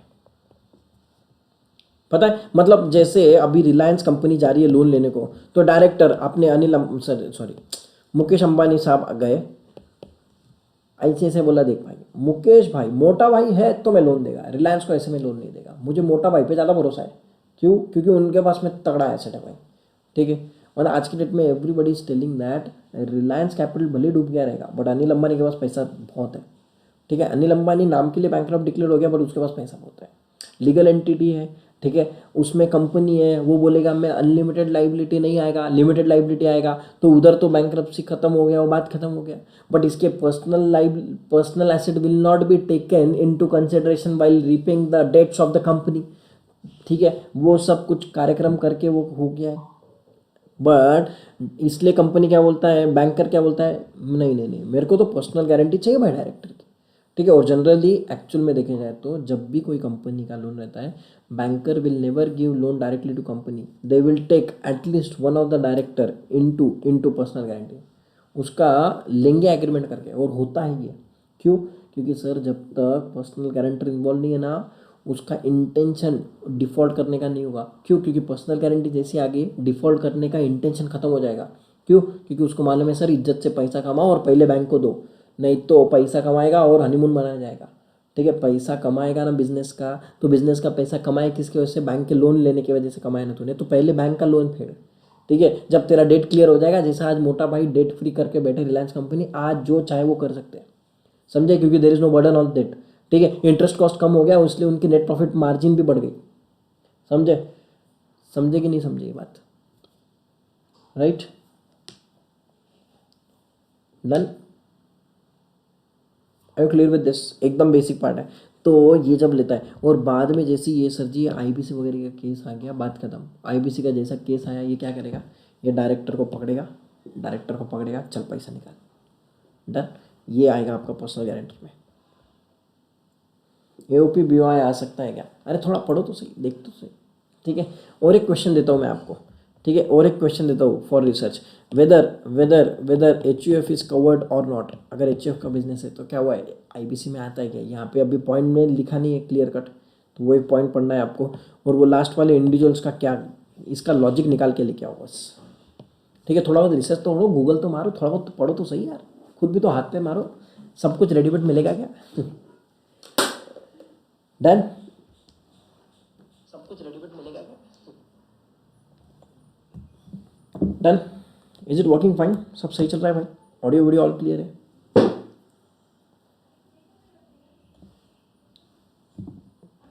डन, मज़ा आ रहा है क्या भाई? सही से बोलना। देखो बाकी एसेस मैंने नहीं भी पढ़ाया तो चलेगा, मैं बोल सकता हूँ कि पार्टी में मैंने ऑलरेडी पढ़ा दिया, ये लो बुक, ये लेक्चर देख लो, हो गया काम। ठीक है, बट थोड़ा बहुत तो डिस्कशन करेंगे तो आपका ही नॉलेज बढ़ेगा, आपको ही और ज़्यादा फायदा और ज़्यादा ग्रिप बैठेगा सब्जेक्ट पे। ठीक है, that is my main intention. अभी जरा जाओ, अब आगे का पढ़ते हैं, देखना अभी नेक्स्ट क्या है। Key objective of IBC, consolidate and amend the laws, provide time bound process, time bound आपको पता ही है, टाइम लिमिट वाला। 330 maximization of value of asset. अच्छा, ये भी मैंने ऑलरेडी आपको प्राइम बोला है, वैल्यू ऑफ एसेट का maximization of value of asset. Live discussion is more interesting, right? अब ये पॉइंट पढ़ने का है इज्जत से, I can take hours on one topic, एक लाइन पे we can discuss hours and hours if you have that much amount of capacity. The point is simple, I'll just give you the brief. देखो, to ensure maximization of value of asset means what? देखो, अगर sir जी सन्डी debtor, अपना corporate debtor कौन है? Borrower. ठीक है, उसने पैसा लेके बिजनेस चला रहा है, बट बिजनेस गलत चलाया या फिर उसको सही तरीका नहीं पता है बिजनेस चलाने का, इसलिए वो डाउटफुल डेट हो गया। ठीक है, मतलब उसके बिजनेस में लॉसेस हो गए, लॉसेस होने की वजह से वो रिपेमेंट ऑफ डेट नहीं कर पा रहा है, बाकी सारी चीज़ें आ गई पिक्चर में। तो sir ji value of asset is going down and down because there is no proper use of the assets, पहली चीज़। ठीक है, क्योंकि जो भी उसके बैलेंस शीट में खड़ा है ना भाई एसेट्स, किसके बैलेंस शीट में खड़ा है? कॉर्पोरेट डेटर के। तो सर ये जो आईपी को लाके चेयर पे बिठाओ, मोटा भाई को बाजू में निकालो, आईपी को लाके बिठा दो, ठीक है, वो क्या है? ये सब क्यों आया सर? ये इसलिए आ रहा है क्योंकि सर वैल्यू ऑफ एसेट बढ़ाना है अपने। ठीक है, सेकंड इंपॉर्टेंट चीज़, ठीक है, ये क्या करते हैं? अगर सेटलमेंट के टाइम पे एसेट्स का वैल्यू एक्चुअल में रहता है 100, ऑन पेपर सेटलमेंट के लिए बताते 70 रुपये में माल बिक गया, ये लो पैसे, और एक्चुअल में बाहर कार्यक्रम हो जाता है पर्सनल में। तो ये नहीं होना चाहिए, on paper value of asset भी वो इंक्रीज करनी है। ठीक है ना, नहीं तो रिकवरी बैंक को कम मिलता है। ये सरफाइसी के टाइम पे आपको बताया मैंने आईबीसी में। Done, next, promote entrepreneurship, business वालों को प्रमोट करेंगे कि नहीं करेंगे? To increase the availability of credit, अभी डिस्कशन कर दिया 100 का 70 वाला example. To balance the interest of all the stakeholder including alteration in the order of priority of payment of government dues. Yes, ये पॉइंट स्टेक होल्डर्स, अरे इनके तो Poynting, अब पहले कुछ अलग ऑर्डर था, आईबीसी आने के बाद ऑर्डर चेंज हुआ कि नहीं? किसको पहले पैसे मिलेगा? ठीक है, प्रायोरिटी में उन्होंने क्या किया? पहले इंसॉल्वेंसी के ये जो proceeding CRP cost will be paid in priority over other, सबसे पहला सीआरपी कॉस्ट निकालो। सीआरपी कॉस्ट में सबसे इंपॉर्टेंट चीज़ है आपकी आईपी की फीस ढोक ले। तो तूफान, जब भी आईपी बनने का मौका मिलेगा जा जा जा, बिंदास जा, टेंशन मत ले। मतलब भले ही कंपनी कितनी डूबी हुई है, थोड़ा बहुत तो तू बिजनेस करके जो पैसा कमाएगा वो तू पहले तुम्हारे क्रेडिट्स को नहीं जाएगा, पहले वो सीआरपी कॉस्ट में इन्वॉल्व होगा और तेरी फीस तो पहले मिलने वाली है। ठीक है. I have personally worked with IPs who are getting 9 lakh, 10 lakh, 15 lakh per month from bankers. Bankers are what? Bankers are the part of COC. They are the financial creditor. They pay us. Pay us मतलब they pay the RP, they pay IP this much of fees just to become IP. ठीक है. IP बन के वो पूरा business संभाल. ठीक है. ऐसे कोई भी IP नहीं बन जाता भाई, ऐसे कोई भी IP नहीं बन जाता. ठीक है. IP तो हज़ारों है मार्केट में. किसको बनाना है? रिलीवेंट उसका नॉलेज, वो सेक्टर का उसका एक्सपर्टाइज, वो सारी चीज़ें, बहुत कुछ चीज़ें उसमें. ठीक है. समझ रहे हो क्या? तो वो एक हो गया. फिर बाद में ऑर्डर, उसके बाद का भी तो ऑर्डर है. फिर बाद में आपने देखा रहेगा, ये अपने पार्ट भी में डिस्कस हो चुका है. लेबर पेमेंट, आपके salaries payment, wages payment, government dues, वो सब कुछ लाइन से. एस्टेब्लिश एन IBBI, ये भी हमने देख लिया. Provide procedure for connected incident matter. Salient features क्या क्या है? Offer uniform comprehensive insolvency legislation covering all company partnership and individual. ये मेजर. अब ये फीचर की बात चल रहा है. ये बहुत सारी चीज़ें ऑलरेडी हो चुकी है, वो कॉपी पेस्ट आएगा. Ensure formal and time bound process. ठीक है. Create a new institution framework consisting IBBI, AA, IP, IPA and IU. Major चीज़ क्या क्या है इसमें सर जी? IBBI है जो कि बोर्ड है. फिर बाद में AA आता है आपका. AA में दो चीज़ें, NCLT और DRT. फिर बाद में क्या है आपका IP. फिर बाद में है आपका IPA. IPA में तीन चीज़, ICAI, ICSI और ICAI. वो कॉस्ट अकाउंटेंट्स का भी नाम पहले ICW आया था, वो था. हाँ, waterfall approach, PILGEN, very good. फिर उसके बाद में क्या आया आपका IU. ठीक है. देख लो आपके मेजर 5 हेड कवर हो गए क्या? IP, AA, IPA, IU और IBBI. देखो यही 5 चीज़ें हैं. वो यही 5 चीज़ें हैं क्या? देख लो. Are we done with this? Are we done with this?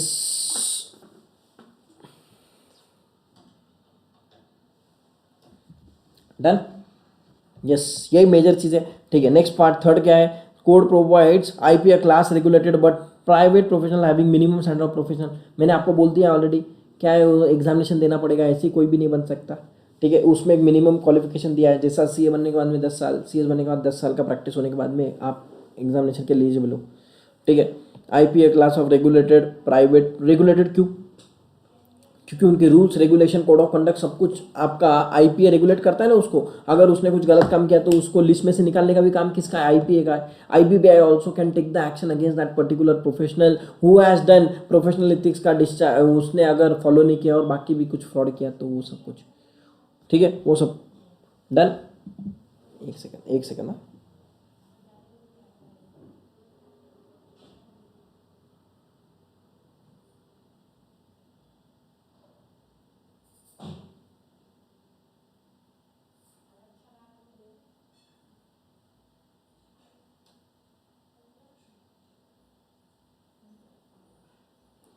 One second.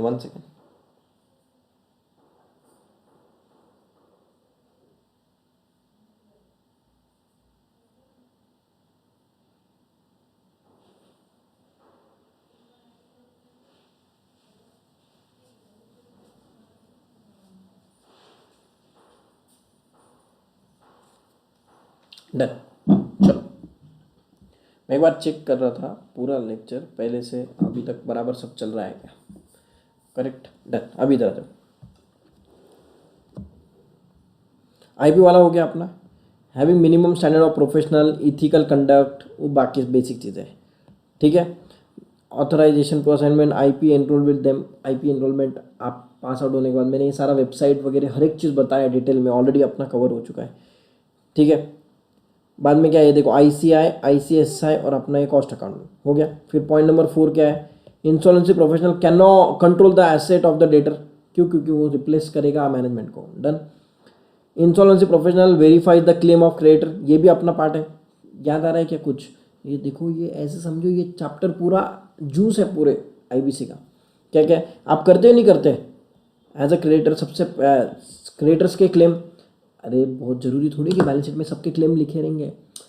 हो सकता है आपका अमाउंट भी अलग है, हो सकता है आपका अमाउंट भी गलत दिया है जो बैलेंस शीट में है. तो आप क्या करते हो? आप करते हो सर, सिंपल है सर, आप नोटिस देते हो कि नहीं, जिसके भी क्लेम है चलो दे दो भाई, दे दो. I will verify with the books of account, I will verify the genuine, then only I will admit your claim. ठीक है सर, आईपी के पास में अथॉरिटी भी है रिजेक्ट करने की, हाँ रिजेक्ट कर सकता है। उस सामने वाले पार्टी के पास क्या राइट है फिर? सीओसी के पास में राइट है ना, वो भी तो इसके अगेंस्ट करेगा ना फिर कंप्लेन, प्रोसीडिंग उसके भी, तो वो कैसे थोड़ी क्लेम छोड़ देगा।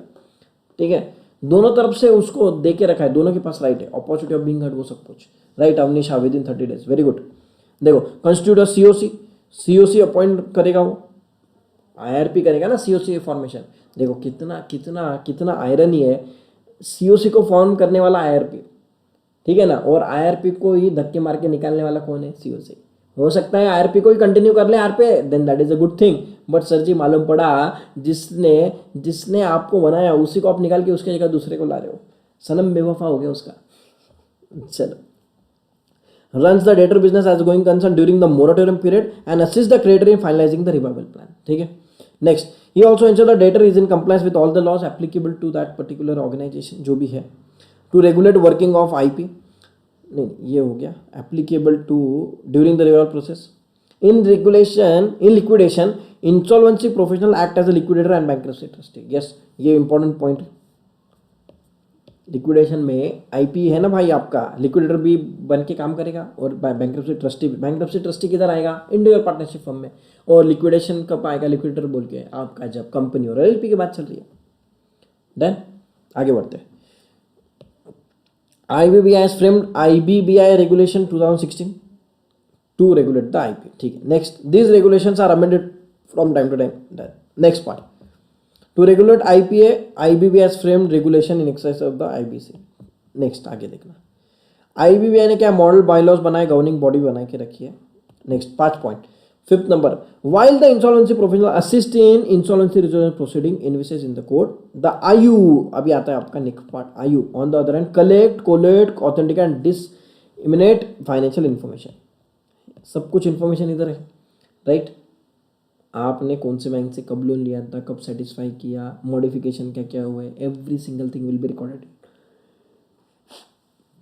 The purpose of such collection, collection, authentication, dissemination of financial information of debtor is centralise electronic database to facilitate swift decision making in the resolution proceeding. ये हमने डिटेल में पढ़ा है आयु पढ़ते वक्त। नेक्स्ट आगे भी देखेंगे, हम रिविजन कर लेंगे। Frame the IBBI regulation, this regulations are amended from time to time. Next, the code provides for the constitution of a new insolvency regulator. ये कोड में नया रेगुलेटर की बात हुई थी तो इसलिए आईबीबीआई पैदा हो गया सर, आईबीबीआई का जन्म हो गया। ठीक है, it the role includes overseeing the functioning of I intermediary, मतलब कौन कौन, आईपी, आईपीए। सर आईपी को रेगुलेट करने वाला कौन? आईपीए। आईपीए को रेगुलेट करने वाला कौन? आईबीबीआई। आईबीबीआई सबका बाप, आईबीबीआई सबका बाप। आईबीबीआई का बच्चा है आईपीए, आईपीए का बच्चा है सर आईपी, आरपी। ठीक है ना, समझेगा, दादाजी है आईबीबीआई, बाप बाप होता है। ठीक है ना, उसका बेटा कौन है? आईपीए। उसका बेटा कौन है? उसका बेटा है अपना आईपीआर। ठीक है, उन्होंने बोला उठ तो उठेगा, बैठ तो बैठेगा, वैसा वाला काम है भाई। नेक्स्ट, मतलब क्या रियलिटी में बैठ उठ वैसा वाला नहीं रे, अरे वो ऑर्डर फॉलो करेगा, ऐसे समझो यार, तुम बात को समझो, तुम ढोकले जैसा ऐसे लाइन पकड़ के मत रह जाओ। सर क्या बोल रहे हैं आप? वो बोलेगा तो उठेगा बैठेगा, या कुछ भी बोल रहे हो आप, अरे अरे भावनाओं को समझो साहब, इट हैज़ टू बी महसूस। ठीक है, इधर आ गया, आगे आ जाओ। ठीक है, आगे देखो। Done, the board is empowered to frame and implement regulation to regulate the profession as well as process envisaged in the code. Next क्या है? Bankruptcy board of India also been design as the authority under companies. Authorities में cover हो गया इसके, किसमें? Registered valuer and valuation rules में। Done, next उसके बाद में क्या इंपॉर्टेंट है? हाँ, ये बाद में देखो, एनसीएलटी और डीआरटी, ये हमने ऑलरेडी डिस्कस कर लिया। फॉर एनसीएलटी, एनसीएलटी किसके लिए? कंपनी एलएलपी के लिए, डीआरटी इंडिविजुअल पार्टनरशिप फर्म के लिए, वो हो गया। अच्छा, फिर बाद में वही लिखा, एलटी के बाद में एटी आएगा, बाद में सुप्रीम कोर्ट, डीआरटी के बाद डीआरएटी आएगा, बाद में सुप्रीम कोर्ट, वही पॉइंट था। चलो, पॉइंट नंबर 8 क्या बोलता है? To initiate insurance process for the corporate debtor, default should be at least. Covid में तो उनको पता ही था, करेक्ट, आई गेस बफर हुआ है, आई रिपीट। देखो ये लिमिट अभी कितनी है? 1 लाख, पहले कितनी थी? अभी कितनी है? 1 करोड़, पहले कितनी थी? 1 लाख। ये क्यों बढ़ी सर? क्यों बढ़ाई? क्योंकि कोविड में पूरी दुनिया का सबका डिफॉल्ट होने वाला था, क्योंकि लॉकडाउन था, बिजनेस बंद होने वाले थे, सबका डिफॉल्ट के चांसेस वेर ह्यूज। तो बोला भाई साहब कि 1 लाख में ही हमारे घोड़े लग गए, इतने एप्लीकेशन आ रहे हैं। ठीक है, हमारे मशीनरी एनसीएलटी परेशान हो गया, तो बेटर एक काम कर दो, लिमिट बढ़ा दो, ठीक है, मतलब आप और एक चीज़, ये तो पहली चीज़ हुआ ऑपरेशनल डिफिकल्टी। सेकंड चीज़ अगर लॉजिकली देखें ना, तो कंपनीज को आईबीसी में लाकर कंपनीज का जो रेगुलर स्मूथ फंक्शनिंग था वो भी डिस्टर्ब होता था। ठीक है, तो वो चाहते थे कि ज़्यादा आईबीसी में लोग नहीं आए, आईबीसी में आएंगे तो फिर वो आईपी को बिठाओ, आईपी ने अगर सही तरीके से कंपनी नहीं चलाई तो जो अच्छा चल रहा था गाड़ी वो भी खराब हो जाएगा। ठीक है, मतलब अगर ठीक ठाक गाड़ी चल रही है तो आप फालतू में सर्विसिंग को डालेंगे क्या? जब गाड़ी सही सही चल रही है तो चलाओ ना। सर 1 करोड़ वाली लिमिट सिर्फ कॉर्पोरेट डेटर के लिए है ना, मतलब default is more than 1 crore, then the financial creditor और operational creditor can file the application for CIRP. इसके लिए लिमिट हुआ 1 करोड़ है। तुम अक्षमा मैडम, आपका क्वेश्चन मुझे एग्जैक्टली नहीं समझा। आप बोल रहे हो कि 1 करोड़ वाली लिमिट सिर्फ कॉर्पोरेट डेटर के लिए, क्या मतलब? मैं नहीं समझा। ठीक है, ये 1 लाख से 1 करोड़ हो गया था। ठीक है, और एक चीज़ समझ गए 2 पॉइंट था। एक ऑपरेशनल डिफिकल्टी भी सॉल्व करने के लिए, क्योंकि बहुत सारे एप्लीकेशन आएंगे। ठीक है, मशीनरी का लोड बढ़ेगा। और सेकंड, एक्चुअली ऑपरेशनल डिफिकल्टी तो 10% है, major 90% reason why they have increase it. उनको प्रॉब्लम ये लगा कि पूरी दुनिया अगर एप्लीकेशन करने लग जाए, जो अच्छे जेन्युइन कंपनी है, बट ये कोविड के रीज़न के वजह से जिनका टाइमिंग डिफॉल्ट हुआ है, which can be resolve in due time, sir बेचारों का नुकसान नहीं होना चाहिए। तो बेटर है उनको थोड़ा आप समय दो।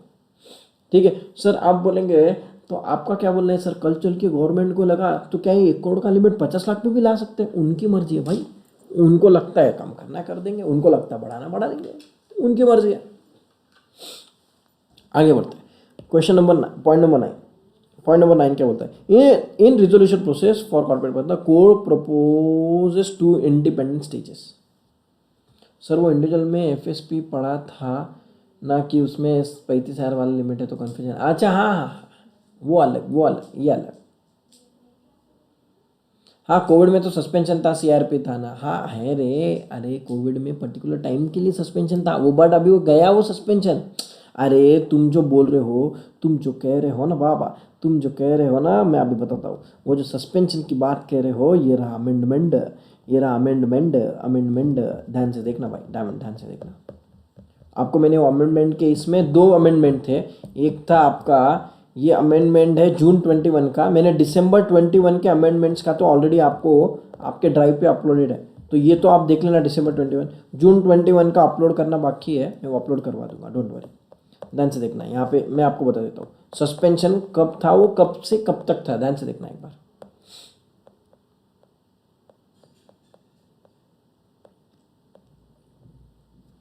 कितना है? 3 months। डन। ये देखो, central government extended suspension for the purpose, ये उसका ये लिखा भी है, आपको चेक करना है तो आप जाके चेक भी कर सकते हो। ये क्लिक करोगे, यू कैन ओपन दिस, आपका वो लिंक रहे, मतलब ऑर्डर का लिंक ना, वो 3 months के लिए।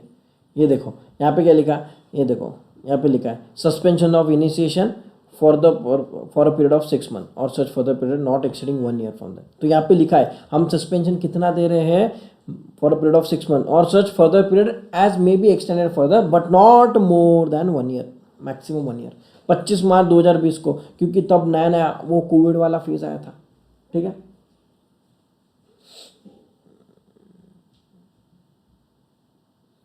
सर तो इंडिविजुअल पीएफ को 1 करोड़ में कवर हो जाएगा। हाँ सेम, करेक्ट है ये। अभी आगे ध्यान दो, अभी इधर आ जाओ। देन देखो 2 इंडिपेंडेंट स्टेजेस, ये क्या है? In resolution process the court proposes 2 independent stages. क्या क्या देखो IRP during which creditor assess the viability of debtors business and option for rescue and revival. ये पहला स्टेज है, ध्यान से देखना। अभी सेकंड स्टेज क्या है? इन liquidation in case insolvency resolution process fails. Obviously liquidation ये सेकेंडरी चीज़ है, पहले तो हम देखेंगे साहब उसको जिंदा कर सकते क्या। इमरजेंसी में कोई पेशेंट आया, डायरेक्टली उसको थोड़ी आईसीयू का ट्रीटमेंट देंगे। पहले देखो साहब उसका नॉर्मल ट्रीटमेंट से वो सुधर सकता है क्या। अगर उसका इलाज सही हो गया, बेटर डिस्चार्ज दो, घर पर जाएगा, सो जाएगा, आराम करेगा, बेटर है। पहले दिन उसको आईसीयू थोड़ी ठोकेंगे, सीधी बात है। ठीक है, वो बात अलग है कि हॉस्पिटल वालों को अगर बिल ज़्यादा बनाना है तो नॉर्मल पेशेंट को भी आईसीयू डाल देंगे, प्रोवाइडेड अवेलेबिलिटी है तो। ठीक है। द पॉइंट इज आईबीसी में सबसे पहला हमारा कोर ऑब्जेक्टिव क्या रहेगा सर, उसको अभी के लिए सादा ऑक्सीजन की जरूरत है, ऑक्सीजन दे दो, देखो जिंदा हो सकता है क्या। मतलब क्या, देखो अभी आप बोलेंगे सर ऑलरेडी वो कॉर्पोरेट डेटर ने डिफॉल्ट किया बैंकर का, तो भी आप बोल रहे हो उसको सर थोड़ा बहुत अभी पैसे की जरूरत है, पैसा दे दो, मतलब थोड़ा बहुत बिजनेस का जो अभी कैश क्रंच है वो डिफॉल्ट के इसमें से बाहर आ जाएगा, तो हो सकता है बिजनेस वापस चलने लगे और automatic revenue will start flowing और वहाँ से वो जो क्रंच में से निकल सके, कैश क्रंच से, और बिजनेस ट्रैक पे आ जाएगा, तो सारी चीज़ें नॉर्मल हो जाएगी। ठीक है, तो आपको क्या लगता है सीओसी ने पैसा देना चाहिए? देना ही चाहिए और देता ही है 110%। सर यहाँ पे तो हमने सुना था कि एक बार आपने अगर कभी डिफ़ॉल्ट कर दिया ज़िंदगी में तो आपका सिबिल ख़राब हो जाता है, सिबिल रिपोर्ट में निगेटिव स्कोर आ जाता है। निगेटिव स्कोर मतलब स्कोर आपका डिप हो जाता है और उसमें आपका मार्किंग आ जाता है कि you have already defaulted in past, आपको नया बैंक तो कभी लोन नहीं देता है। तो सर हमने क्या गलत पढ़ा था क्या? ये क्या हमने गलत सुना था क्या? No no no, that is 100% yes, 200% correct. But the point is once the case is into CIRP, COC revival का पहले सोचेगा, तो in this exceptional cases bank will give funds to NPA cases. पहले मरा हुआ पड़ा है तो भी सर उसको जिंदा करने के लिए आप पैसे देने को तैयार हो, जब आपको पता है कि ऑलरेडी आपका पैसा डूबा हो और एडिशनल जो पैसे दे रहे वो भी डूब जाएंगे ना सर। नहीं नहीं नहीं नहीं, गवर्नमेंट ने ही बोला है, ठीक है ना, ठीक है ना। उसको अभी ऑक्सीजन की ज़रूरत है, बेचारे के पास पैसे नहीं है, बिल मांगने का मत सोचो, अभी ज़रूरत है आप पैसा दो, आएगा नहीं आएगा वो देख लेंगे।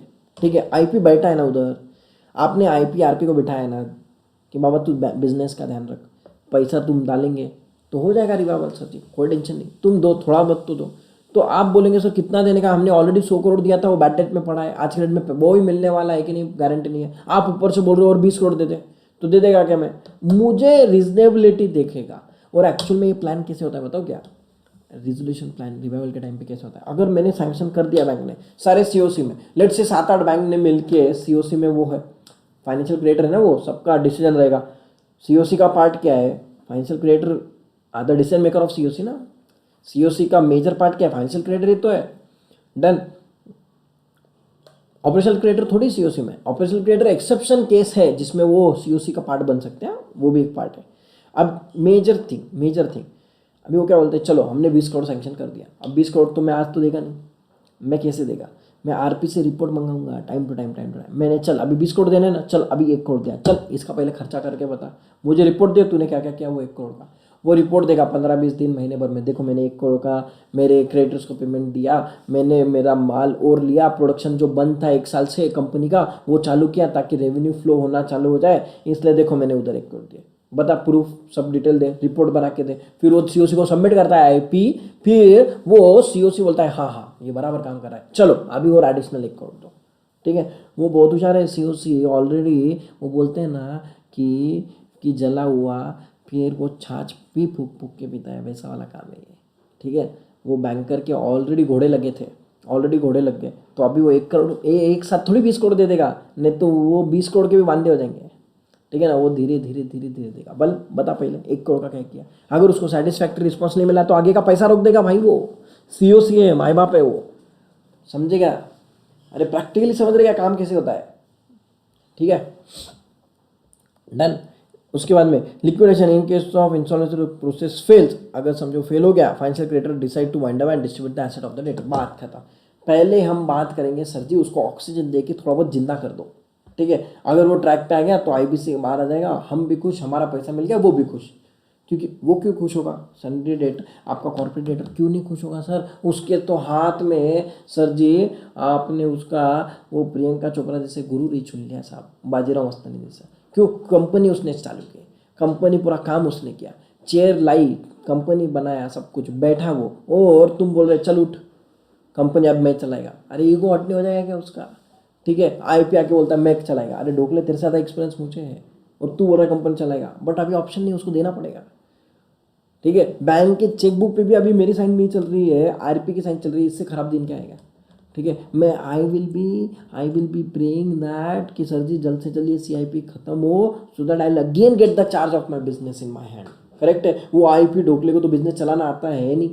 ठीक है, तो बेटर है, मैं तो चाहूँगा ना, तो दोनों का फ़ायदा है, सीआईआरपी से बाहर आने का फ़ायदा कभी भी ज़िंदगी में याद रखना कि सिर्फ आपके बैंकर को नहीं है, बैंकर को पैसा मिल गया सर बैंक तो खुश है, अरे ढोकले सबसे ज़्यादा खुशी तो बैंकर से ज़्यादा इसको है, अनलेस एंड अनटिल कुछ दूसरा फ्रॉड तो नहीं किया रहेगा तो की बात है। आप समझ रहे हो क्या, आप लॉजिकली समझ रहे हो? डन। तो सबसे इंपॉर्टेंट स्टेजेस क्या है रिजोल्यूशन प्रोसेस में? रिजोल्यूशन प्रोसेस में पहली चीज़ ऑक्सीजन, ऑक्सीजन मतलब रिवाइवल प्लान के लिए ट्राई करो। रिवाइवल प्लान अगर फेल हो गया सर जी तो फिर सीधी बात, नो बकवास। क्या, एसिड उठाओ, बेचो, पैसा लो, बांटो, बात खत्म। फिर उसमें OTS, वन टाइम सेटलमेंट, ठीक है। फिर पैसा चाहे कमाओ ज़्यादा हो, जो आएगा वो तब का तब देखी जाएगा, ठीक है। सर पैसा आना था 100 करोड़ रुपए, एसेट्स बेच के आए सिर्फ 60 करोड़, तो क्या करेंगे? कुछ नहीं हो सकता भाई, ठीक है। चुपचाप 60 करोड़ लो, घर पे जाओ, सो जाओ। Done. Next, point number 10. The code envisages two distinct processes in case of IRP for individuals and unlimited partnership firm, FSP and insolvency resolution. ये किसके लिए है? ये किसके लिए? ये अलग से चैप्टर पढ़ा था हमने पार्ट बी में। FSP एक अलग चैप्टर था, ठीक है। इंसॉल्वेंसी रिजोल्यूशन ये किधर है, किसके लिए? ये इंडिविजुअल्स एंड पार्टनरशिप फर्म के लिए। नेक्स्ट, हो रहा है क्या? पूरा रिवीजन हो रहा है क्या? सारी चीज़ें रिकॉल हो रही है क्या जो हमने पढ़ी है पार्ट बी ऑफ CRI? मज़ा आ रहा है क्या? अच्छा हुआ ना, अगर मैं पैरेलल स्टार्ट कर देता था तो इतना मज़ा नहीं आता था। एक बार पूरा पढ़ के हो गया और इनडायरेक्टली रिवीजन भी हो रहा है और एक नया सब्जेक्ट 100 का रेडी भी हो रहा है, ठीक है। इसके लिए मैं बोला था सबसे पहले आप पार्ट भी चालू कर देना, then whatever time you have you can complete the part A.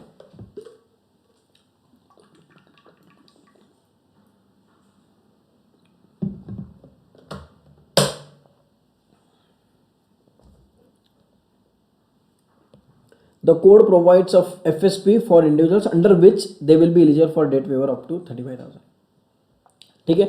The code FSP में individuals under which they will be eligible, कितना डेट वेवर मिलेगा उसको? 35,000 तक, ठीक है। The individual will be eligible for the waiver subject to certain limits under the code.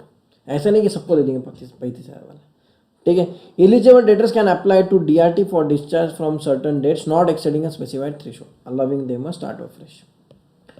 Financial creditor for defaulted financial creditor में कौन कौन है? बैंक आएगा, फाइनेंशियल इंस्टीट्यूशन आएगा, वो सब कुछ, ठीक है। सर अनसिक्योर्ड लोन दिया था मैंने कंपनी, क्या मैं ऑपरेशनल क्रेडिटर हूँ या फाइनेंशियल क्रेडिटर हूँ? ऑब्वियसली फाइनेंशियल क्रेडिटर है। अनसिक्योर्ड लोन है, भले ही अनसिक्योर्ड है या सिक्योर्ड है, doesn't matter.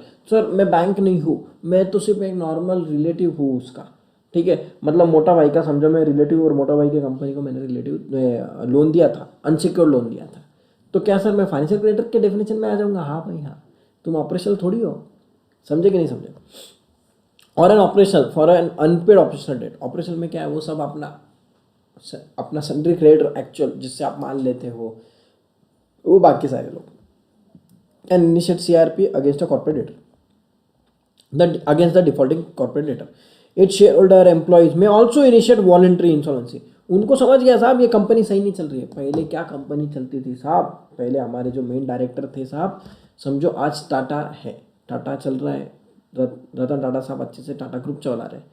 But Ratan Tata साहब ने जैसी कंपनी हैंडओवर की थी मिस्त्री को, ठीक है, घोड़े लग गए कंपनी के। फिर रतन टाटा साहब को वापस टेक ओवर लेना पड़ा कंपनी का, मालूम है ना? मिस्त्री का और टाटा का अभी फाइट चलता है सुप्रीम कोर्ट में, इतने सालों से चल रहा है। कभी सुना है कि नहीं इसके बारे में? कभी पढ़ा है कि नहीं इसके बारे में? अरे मिस्त्री और टाटा की फाइट पता है कि नहीं?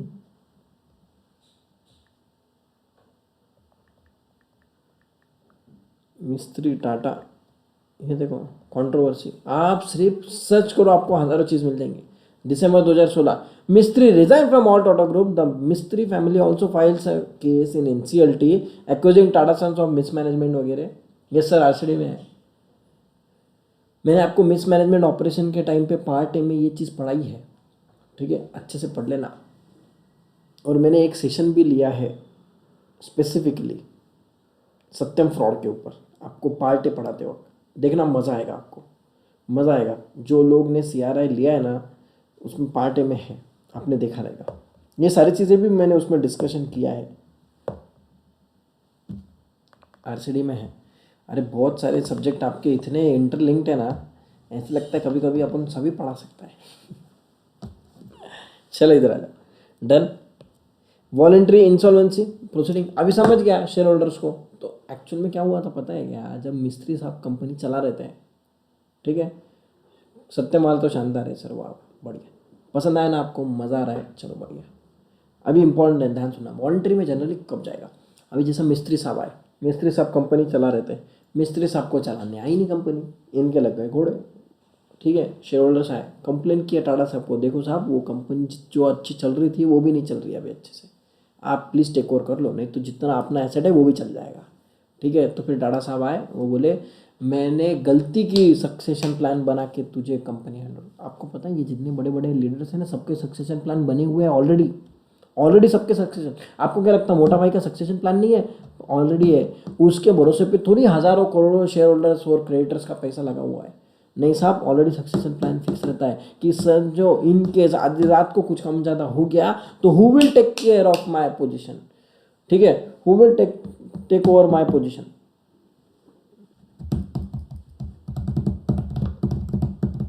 डन, ये सारी चीज़ें, तो इसलिए इसलिए ये सारी चीज़ें रहती है। और अगर वो सक्सेसफुल नहीं हुआ तो शेयर होल्डर, अभी मुझे एक बात बोलो, जेठालाल का बिजनेस, जेठालाल ने एकदम उसको, उसके बच्चे को बिजनेस हैंड ओवर करके चले गया साहब जी, बबीता मैडम के साथ घूमने चले गया भाई साहब, और इधर टप्पू के भरोसे पे बिजनेस दे दिया, ठीक है, सक्सेशन प्लान बना के।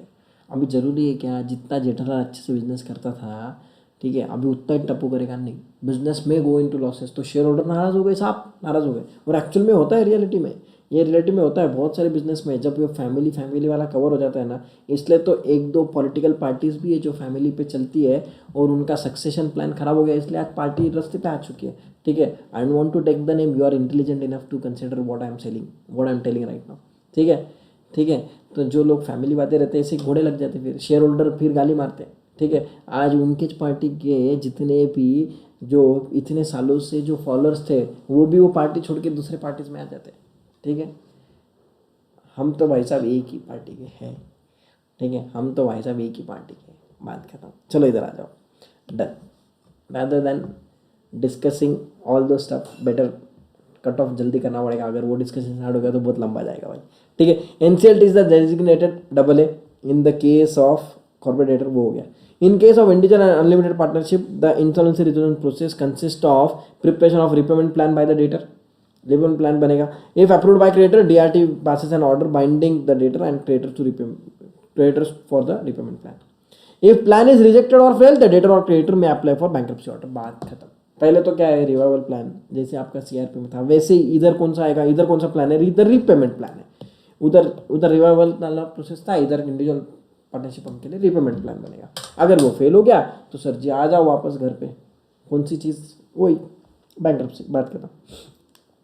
According to section 11, the following person shall not be entitled to make an application to initiate CRP। ये बहुत इंपॉर्टेंट चीज़ है, ये हमने पढ़ा था, याद आ रहा है क्या आपको? कुछ पार्ट बी में पढ़ा था, who cannot initiate the CRP।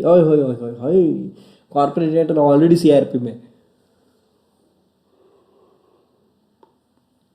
Corporator already CRP में, तो क्या वो और एप्लीकेशन कर पाएगा? नो, ये लिखा है इसमें, देखो, कॉर्पोरेटर अंडरगोइंग अ CRP, वो नहीं कर सकता। Next, corporate debtor having completed CRP process 12 month preceding, 12 महीने पहले सर, 12 महीने पहले, ये देखो सेक्शन 11, वेरी गुड पायल, ठीक है। और एक सेक्शन वाइज समरी बना लेना, IBC को लर्न करने के लिए सबसे बेस्ट चीज़ है, सेक्शन वाइज एक समरी बना लेना, सेक्शन वाइज सिर्फ सेक्शन और हेडिंग लिख लेना, एक बार एक पेज बना लेना, एक LTR एक बना के रखो, आपको पूरा ओवरव्यू आ जाएगा पूरा IBC का।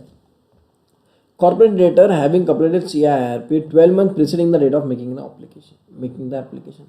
Next, corporate debtor or financial creditor who has violated any terms of resolution plan which was approved 12 months before the date of making application. Already किया था, उसमें repayment plan, resolution plan जो भी final हो गया था, उसमें टर्म्स में लिखा था ऐसे सब फॉलो करना है, ठीक है। क्रेडिटर ने फॉलो नहीं किया, फिर डेटर ने फॉलो नहीं किया, तो फिर से आप CRP में आ सकते हैं। नो, आपने ऑलरेडी एक डिफॉल्ट कर दिया, उसमें भी पीरियड कौन सा है, प्रीसीडिंग 12 मंथ्स, इधर भी पीरियड कौन सा था, प्रीसीडिंग 12 मंथ्स। और last, corporate debtor in respect of whom liquidation order has been made, already तुम्हारा ICU का भी टिकट कट गया है, ICU से भी आगे का टिकट कट गया, ICU से भी ऊपर का टिकट, अभी समझ जाओ, अब वापस आप नहीं आ सकते साहब, मुझे और एक चांस दे दो, नहीं, नो चांस, ठीक है। चांस से याद आया, वो पुष्पा मूवी में वो चांस को चानस बोलता है, ठीक है। देखी कि नहीं पुष्पा? नहीं देखा है तो देखो यार, अपने भी ज़िंदगी है, अपन क्या ज़िंदगी है सिर्फ पढ़ाई करने वाले? अभी एग्ज़ाम का टाइम है, अभी तो थोड़ा बहुत एक मूवी भी देख लिया करो, क्योंकि लास्ट के 3 महीने में तो एक भी मूवी देखने का मन भी किया तो नहीं, आपका खुद को गिल्ट फील होगा। तो अभी थोड़ा बहुत टाइम है तो देख लिया करो, थिएटर वेटर में देख लो। नहीं तो बाय द वे आज 14 है कि अमेजोन प्राइम पे आज हिंदी आने वाला है। जिनको तेलुगु, तमिल, कन्नड़ा, मलयालम जिसको समझता है वो चारों तो ऑलरेडी आई गेस 7 से अवेलेबल है अमेजोन प्राइम पे, but Hindi will be available from today.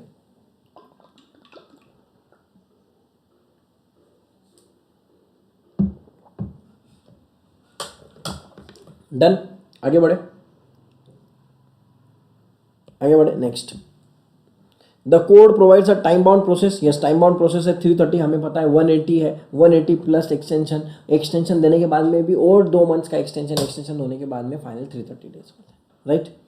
तो मतलब ये सिंपल है, अपना मालूम है अपने को 180 डेज प्लस 90 कितने होते हैं? 180 प्लस 90 270 होते सर जी, और उसमें 60 जोड़ दो सर, तो आ गया 330। सर टाइम ही नहीं मिलता है ना सर बट अगर सीडी ने रेजोल्यूशन प्लान में डिफ़ॉल्ट किया तो एफसी लिक्विडेशन की एप्लीकेशन फाइल करेगा क्या? अवनी पूछ रही है, अगर कॉर्पोरेट डेटर ने रेजोल्यूशन प्लान में डिफ़ॉल्ट किया तो फाइनेंशियल क्रेडिटर लिक्विडेशन की एप्लीकेशन फाइल करेगा क्या? वो तो कर ही सकता है। अरे डिफ़ॉल्ट किया तो केस वहीं पे थोड़ी ख़त्म होगा। अगर कोई, यहाँ पे क्या लिखा है, यहाँ पे ये वर्ड बहुत इंपॉर्टेंट है, who has violated, who has violated. ध्यान से सुनना भाई, ये क्या पॉइंट है। कॉर्पोरेट डेटर या फिर फाइनेंशियल क्रेडिटर जिसने भी वायलेट किया है वो नहीं भर सकता। ये पॉइंट में किधर भी नहीं लिखा है कि दूसरा नहीं भर सकता। पॉइंट समझे क्या भाई साहब? इंपॉर्टेंट पॉइंट सिंपल है, कॉर्पोरेट डेटर ने लफड़ा किया तो कॉर्पोरेट डेटर को नो एंट्री, फाइनेंशियल क्रेडिटर ने लफड़ा किया तो फाइनेंशियल क्रेडिटर को नो एंट्री, उसके अलावा बाकी सबको एंट्री अलाउड है। क्लियर? आगे next, the code provides for time bound process 330 if the regional plan does not get finalised और गेट्स रिजेक्टेड बाय एनसीएलटी और DRT on technical grounds then asset of the debtors are sold to repay its outstanding days. बात कर रहा हूं 330 days, 11 महीने का picture देख लो, ठीक है। ऑलमोस्ट 330 मतलब कितने कितने आते हैं? ऑलमोस्ट 11 महीने, 365 वो 1-2 दिन इधर उधर, कोई 31 का महीना, 30 का महीना इधर उधर, तो जनरली ये पूरा गेम कितने महीने का है? 11 महीने का है। तो 11 महीने में पिक्चर क्लियर हो रहा है कि देखो नहीं हो रहा है तो बात करता हूँ, लो एसेट बेचो, पैसा पैसा जो आ रहा है लो, और क्रेडिटर्स को सेट ऑफ करो, बात करता हूँ, आप आपके घर, मैं मेरे घर। डन हो गया। The code make significant changes, देखो यहाँ पे हर एक चीज़ लिखी है। देखो ये ऐसा समरी है, समझो ये चैप्टर का जो ये एलडीआर है ना, ये चैप्टर ही नहीं है, ये समझना पूरे आईबीसी का पूरा एकदम कोर जूस है ये चैप्टर, ठीक है। ये लिखा है देखो 180 days subject to one time extension 90 days and mandatory be complete within 30 days. मतलब वो 330 माइनस 270 वो 60 का एडिशनल फॉर द कंप्लीशन। कोई अगर कोई प्रोसेस चल रहा है, कोर्ट केसेस है, बाकी जो भी चीज़ है, ठीक है। नेक्स्ट पॉइंट नंबर 14, ठीक है। Significant changes in priority of claim for distribution of liquidation proceed. आगे waterfall approach, in case of liquidation the asset will be distributed in the following order. पहला कौन सा? फीस देगा, पहला चीज sir ji, fees for insolvency professional, पहले IP पैसा लेके जाएगा, CIRP cost is the first thing, ठीक है। वाटरफॉल अप्रोच, इसका पूरा डिटेल चैप्टर भी देखा हमने।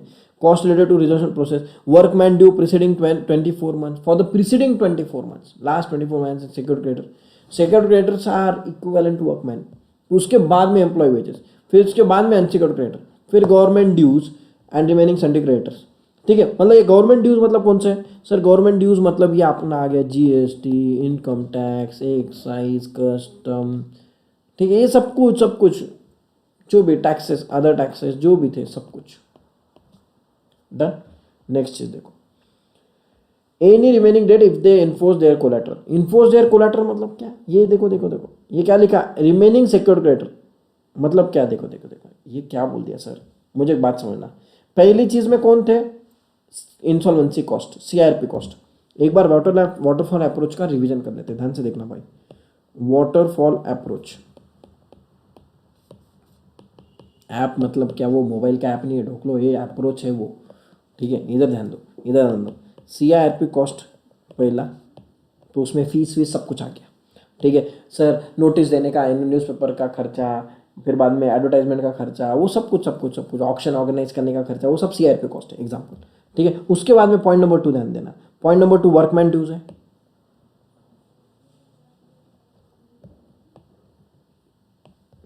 Dues 24 month and secure creditor, यहाँ पे लिखना अलग से, तब आपको समझेगा इसका सर पैरे पैसे इक्वल लेवल है इनका। ठीक है, नेक्स्ट थर्ड क्या है भाई, थर्ड क्या है, एम्प्लॉय वेजेस।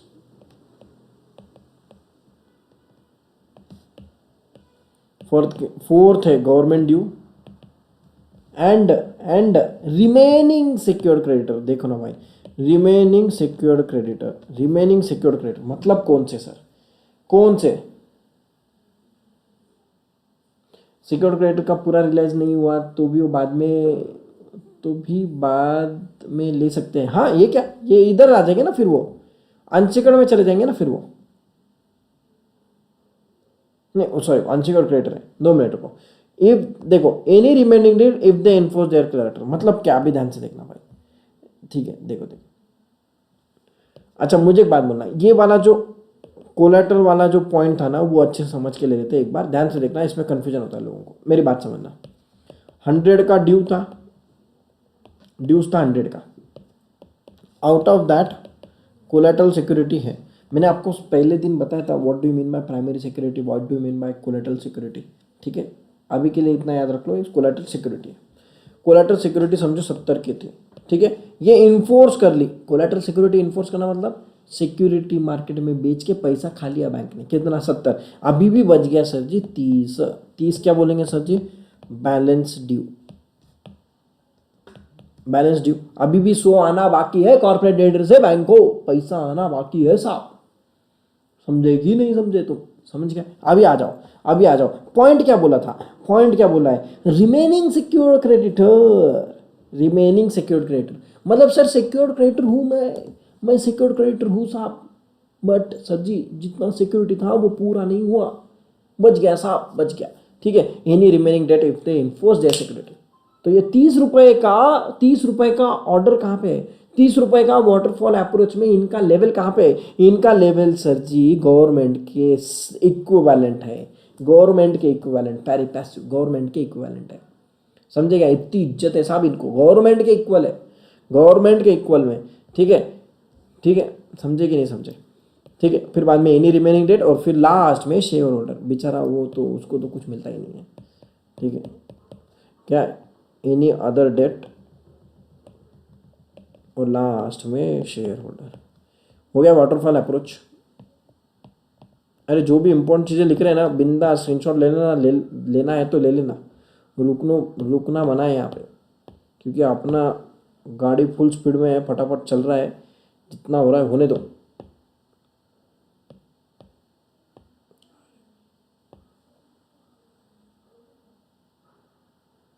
डन।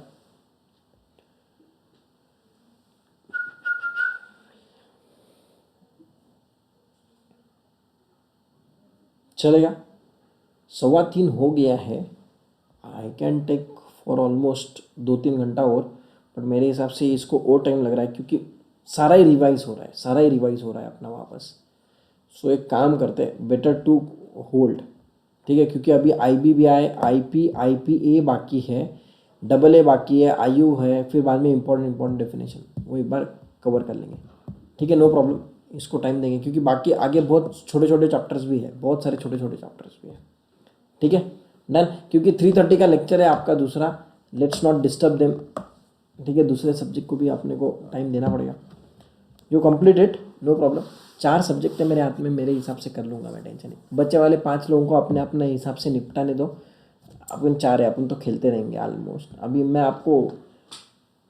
मैं तो आपके साथ ऑलमोस्ट, अभी क्या है, अभी चल रहा है जान ना, फेब मार्च अप्रैल तक तो आपके साथ हूँ, मैं full time I will be giving you full fledge for self study. May end तक will be targeting, Feb March April 3 महीना में फुल फ्लेज रख रहा हूँ टारगेट, तो उसके पहले ही कंप्लीट करने का है, डोंट वरी। अरे भाई साहब, ये आपकी गलती नहीं है, आपको 2 महीना ऑलरेडी कम मिला, नहीं तो बहुत पहले कंप्लीट हो जाते थे। ठीक है, बहुत पहले कंप्लीट हो जाते, और ऐसा भी नहीं कर सकते हम एट अ टाइम एक ही दिन साथ साथ लेक्चर ले रहे, फिर आप करोगे क्या क्या, आप ही परेशान हो जाओगे। इसलिए फिर हमने मैक्सिमम 1 डे में आदमी 4 से ज़्यादा कैसे क्लास कर सकता है, इसलिए हमने ज़्यादा आपको लोड नहीं रखा है, 4 से 5 4 से 5 वही। और इसलिए रिकॉर्डिंग दिया, जब आपको कंफर्टेबल रहे देख लेना बोल। एटलीस्ट CRI जो मेजर पोर्शन है वो लोड तो कम हो गया आपका, राइट। चलेगा, good night, take care, bye bye, closing now the link, will meet tomorrow, bye bye.